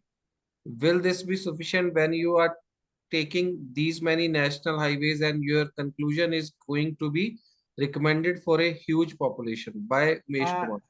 Sir, I have told during that part also that 10% opinion survey is for one city which comes under that highway part. Suppose it is for Amritsar to Pathankot, it's a 100-kilometer stretch.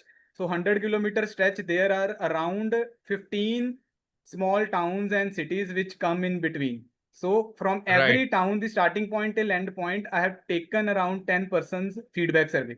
So if you total them all along to the stretch, it comes along to be a very good proportion. Because 10 is the minimum. Sometimes there is a group of people who themselves come to give you the answer. Some might have suffered some accident themselves also. So they also come to fill the feedback form. Because road safety is something which links everyone. Not only one person, it links everyone who utilizes the highway in one and another case. Good. So I think now the time for the photo session. Very nice interaction with our fellow participants, with my expert speaker, Dr. Professor Manpreet Singh Saini, head of the department, very proactive HOD, School of Planning, lovely professional university. So now I am requesting, I think, number of participants, kindly open your, switch on your camera so that we can take the photo. Our technical team will take the photographs for the record purposes. And tomorrow, little bit change. I think you people have already aware about that tomorrow's session will resume 2 p.m. I mean, first session will be 2 p.m. 3 session. Tomorrow there is 3 session as per the schedule. 2 p.m. to 3 p.m. first session. 3:30 to 2 p.m. to 3:30 p.m. first session. 3:30 to 5 second session, and third session will resume 5 p.m. to 6:30 p.m. followed with 6:30 p.m. to 7:30 p.m. online test and feedback activities, and 7:30 to 8 p.m.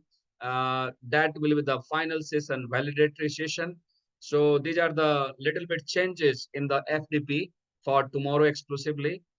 We are requesting once again all fellow participants, switch on your camera and note down for the schedule for tomorrow. And, we will join sharply at 2 p.m. tomorrow for the session. Rahul sir and Professor Dr. Harish Mittu Sahab. Yes, sir. Rahul sir, take care.